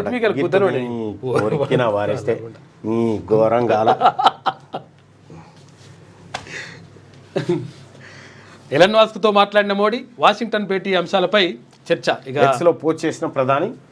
ఇక భగవద్గీత నాట్యశాస్త్రాన్ని యునెస్కో గుర్తింపు అంటూ ఒక వార్త. ఇక 10,000 కోట్ల రూపాయలతో AI డేటా సెంటర్. ఇక హైదరాబాద్ ఎమ్మెల్సీ ఎన్నికల్లో బీజేపీని ఓడించే కుట్ర జరుగుతుందని కిషన్ రెడ్డి. నీకో దండం నాయన. ఇప్పుడు బీజేపీ ఓట్లు బీజేపీకి పడ్డా గెలవై, ఓడించే కుట్రే ఉంది. మీకున్న సీట్లన్నీ మీరు ఎట్లా గెలుస్తారు? అసలు అవకాశం లేదు, మీకు అవకాశమే లేదు. అసలు మెజార్టీ, పూర్తి స్థాయి మెజార్టీ ఉన్నది ఎంఐఎం కాడ. కాకపోతే చర్చ జరగాలని వేసిండ్రు వాళ్ళు. 22 మంది మావోయిస్టులు లొంగుబాటట. వాళ్ళకు 50,000 చొప్పున చెక్కులు ఇచ్చిరు. ఇక ఈ ఈఏపీ షెడ్యూల్ విడుదల చేసిరు. ఎంఎంటీఎస్లో అత్యాచారం అంతా తూచు. పోలీసులు తప్పుదో పట్టించిన యువతి ఇన్స్టాగ్రామ్ రీల్స్ చేస్తూ ప్రమాదవశాత్తు రైలు నుంచి జారిపడిన గాయాలట. రేపటేం జరిగినట్టు పోలీసులకు నమ్మించిన యువతి. ఇక పేదల కన్నిటిని తుడిచేందుకు భూభారతి బీఆర్ఎస్ హయాంలో ఎన్నడైనా రెవెన్యూ సదస్సు పెట్టారా? ధరణి పేరుతో ఇష్టానుసారం. భూభారతి కాదు, వాళ్ళు పెట్టిన సదస్సు ఏంటంటే భూములు గుంజుకుంటేందుకు సదస్సులు పెట్టారు. కంచగచ్చిబౌలి ఇష్యూలో అక్రమాలపై విచారణ జరిపించాలి. ఇప్పటికే ఆధారాలతో సహా దర్యాప్తు సంస్థలకు తెలిపాం. కాంగ్రెస్ బీజేపీ కుమ్మక్కు కాలేదని నిరూపించుకోవాలని చెప్పి బీఆర్ఎస్ నాయకుడు కేటీ రామారావు అంటా ఉన్నాడు. ఈదురుగాలులు వడగళ్ళు. గ్రేటర్ సిటీలో వాన బీమత్సం. ఇక గాలి దుమారానికి విడిగిపడ్డ చెట్లు, పలు చోట్ల పడిపోయిన కరెంటు స్తంభాలు. ఇక పార్టీ లైన్ దాటితే సీరియస్ యాక్షన్. ఈ లైన్ దాకా పెట్ట, ఈ లైన్ లేదా? ఈ కోమటిరెడ్డి రాజగోపాల్ రెడ్డి ధృతరాష్ట్రాన్ని తిడతా ఉన్నాడు, జగ్గారెడ్డి తిడతా ఉన్నాడు, ఆయన తిడితే ఇంకా లైన్ దాటితే ఏది మీ లైన్ ఏం చెప్పు? ఎంత దొడ్డు ఉందా లైన్ చెప్పురి? అది ఆ లైన్ ఎంత దొడ్డు? లక్ష్మణ రేఖ. ఆ గీత ఎంత దొడ్డు గీత? ఇంతుందా దారమా సుత్తిల్తాడా? లైన్ దాటితే స్థానిక సంస్థల ఎన్నికలకు రెడీగా ఉండాలి. బీజేపీ అభ్యర్థులను గెలిపించుకోవాలి. కార్యకర్తలను సూచించిన టీఆర్ఎస్ ఎమ్మెల్సీ మల్కా కుమ్రే. నిజామాబాద్ జిల్లా బీజేపీ శాఖ ఆధ్వర్యంలో నిర్వహించిన ఆత్మీయ అభినందన సభకు హాజరు. ఉపాధ్యాయ సంఘాల నేతృత్వంలో నిర్వహించిన సన్మాన కార్యక్రమంలో పాల్గొన్న కుమ్రే. దాటితేనే ఉన్నది, ఏమంటలేదు. పార్టీ లైన్ బీసీలు దాటొద్దని చెప్తే అందంగా అట్లా కరెక్ట్, లాస్ట్ దగ్గర అట్లా కరెక్ట్ ఉంటుండే. ఢిల్లీ పాలనకు తలొగ్గేది లేదని చెప్పి స్టాలిన్ చెప్తున్నటువంటి మాట. అయితే ఇక మహిళా సైన్యం సిద్ధం చేద్దాం. తెలంగాణ అస్తిత్వ పతాకను శాశ్వతంగా నిలుపుదామని కేసీఆర్. మహిళలకు మనమే అస్త్రశస్త్రాలను అందించాలి, వారిలో నాయకత్వ పటిమను పెంపొందించాలి, రేపటి కోసం మహిళా సమాజాన్ని సన్నద్ధం చేయాలని చెప్పి మాజీ ముఖ్యమంత్రి కేసీఆర్ మహిళలకు సంబంధించి సభ ఏదైతే జరగబోతోందో ఆ సభకు సంబంధించినటువంటి అంశాలపైన మహిళలకు సపరేట్ బారికేడ్లు వేస్తూ ఉన్నారట. ఈ సభ కోసం అడ్డగోలుగా ఖర్చు పెట్టేటటువంటి ప్రణాళిక చేస్తూ ఉన్నారు. సభను ఎన్నడూ ఊహించిన రీతిలో చేయబోతుంది బీఆర్ఎస్. చేస్తారు 4 రూపాయలు అక్కడ గడబిడ, ఇక్కడ గప్చుప్, సెంట్రల్ సైలెన్స్. కేంద్రం మౌనం వెనుక మర్మం ఏంటి, కుమ్మక్కయ్యారా, విచారణ చేస్తారా అని చెప్పి సెంట్రల్ యూనివర్సిటీ భూములకు సంబంధించినటువంటి అంశం. పసిప్రాణమా పోనీ ఓ తల్లి రోదన మధ్య మంత్రుల రోడ్ షో అని చెప్పి ప్రభుత్వ వైద్యుల నిర్లక్ష్యం, కాన్పువేల శిశు మృతి, న్యాయం చేయాలంటూ బాధిత కుటుంబం రాస్తారోకో. అదే రహదారిపై మంత్రులు పొంగులేటి సీతక్క ర్యాలీ, నిరసన తెలుపుతున్న వారిని లాగిపడేసిన పోలీసులు. మృత శిశువును కుటుంబం పైకెత్తి చూపిన ఆగని రోడ్ షో. ఆమె దగ్గర పట్టించుకోకుండా ముందుకెళ్లే మంత్రులు అంటూ ఒక వార్త. అయ్యో, చాలా బాధాకరమైన విషయం. తులం బంగారం సాధ్యం కాదు. అయిపోయింది, తులం బంగారం కథ అయిపోయింది. జలమండలిపై మెగాభారం. మరో ఏడాది వరకు సుంకిశాల పథకం అనుమానమే. ఏఎంఆర్పి సిస్టమ్ను మరమ్మతులకు నీటిపారుదల శాఖ సిద్ధం. ఇక వీసా రద్దయిన విద్యార్థుల్లో 50% మంది భారతీయులే ఉన్నారట. పంట పెట్టుబడి రాలేదని రైతు ఆత్మహత్య చేసుకున్నటువంటి ఘటన. ఈ గ్రూప్ 1 పైన క్లారిటీ ఇవ్వాలి, గ్రూప్ 1 రద్దు చేయాల్సిందే అని చెప్పేసి పోస్టులు అమ్ముకున్నారు. అమ్ముకున్నారనేటువంటి ఆరోపణలు అయితే ఉన్నాయి బరాబర్. జీవో 55 అమలు చేయాలి, కాంగ్రెస్ పై నమ్మకం పోయింది. బగ్గుమన్న గ్రూప్ 1 అభ్యర్థులు దద్దరిల్లిన ఇందిరా పార్క్ ధర్నా చౌక్. 55 ఎందుకు అమలు చేయరు? ఇప్పుడు ఏమైతుంది, ఇప్పుడు గ్రూప్ 1లా ఫస్ట్ ర్యాంక్ వచ్చినా కానీ తీసుకుపోయి మళ్ళీ ఏది రిజర్వేషన్. నేను చెప్పినగా గ్రూప్ 1 అది మొత్తం రెడ్లు ఎత్తుకపోవడానికి ప్లాన్ చేసిరు. అవి అకాల వర్షం, అతలాకుతలం, కొనుగోలు కేంద్రంలో పిడుగుపాటు, 9 మంది రైతుల గాయాలు. Gig bill go back, Rahul Gandhi మెప్పు కోసం ముసాయిదా బిల్లు. మేనిఫెస్టో హామీలు లేకపోవడాన్ని వ్యతిరేకిస్తున్నాం. ఆటో డ్రైవర్ల ఆత్మహత్యలపై సీఎం స్పందించారెందుకు? Telangana private transport workers union అధ్యక్షుడు కాంగ్రెస్ నాయకుడు దయానంద్ ఫైర్. ఈ నెల 22న ఇందిరా పార్క్ వద్ద ధర్నాకు గిగ్ వర్కర్ల సన్నద్ధం చేస్తారు. ఆ గిగ్ వర్కర్ల ఇష్యూ ఏందో నా దగ్గర కూడా వచ్చిరు. నేను మాట్లాడి తెలుసుకునే ప్రయత్నం చేస్తా. రేపు మళ్ళొక్క బాంబు వేసుకుందాం. ఆ బాంబులో ఇలా భాగవతం అంతా బయట పెట్టుకుందాం. చూస్తూనే ఉండండి క్యూనిస్. నేను మీ తీన్ మార్మ.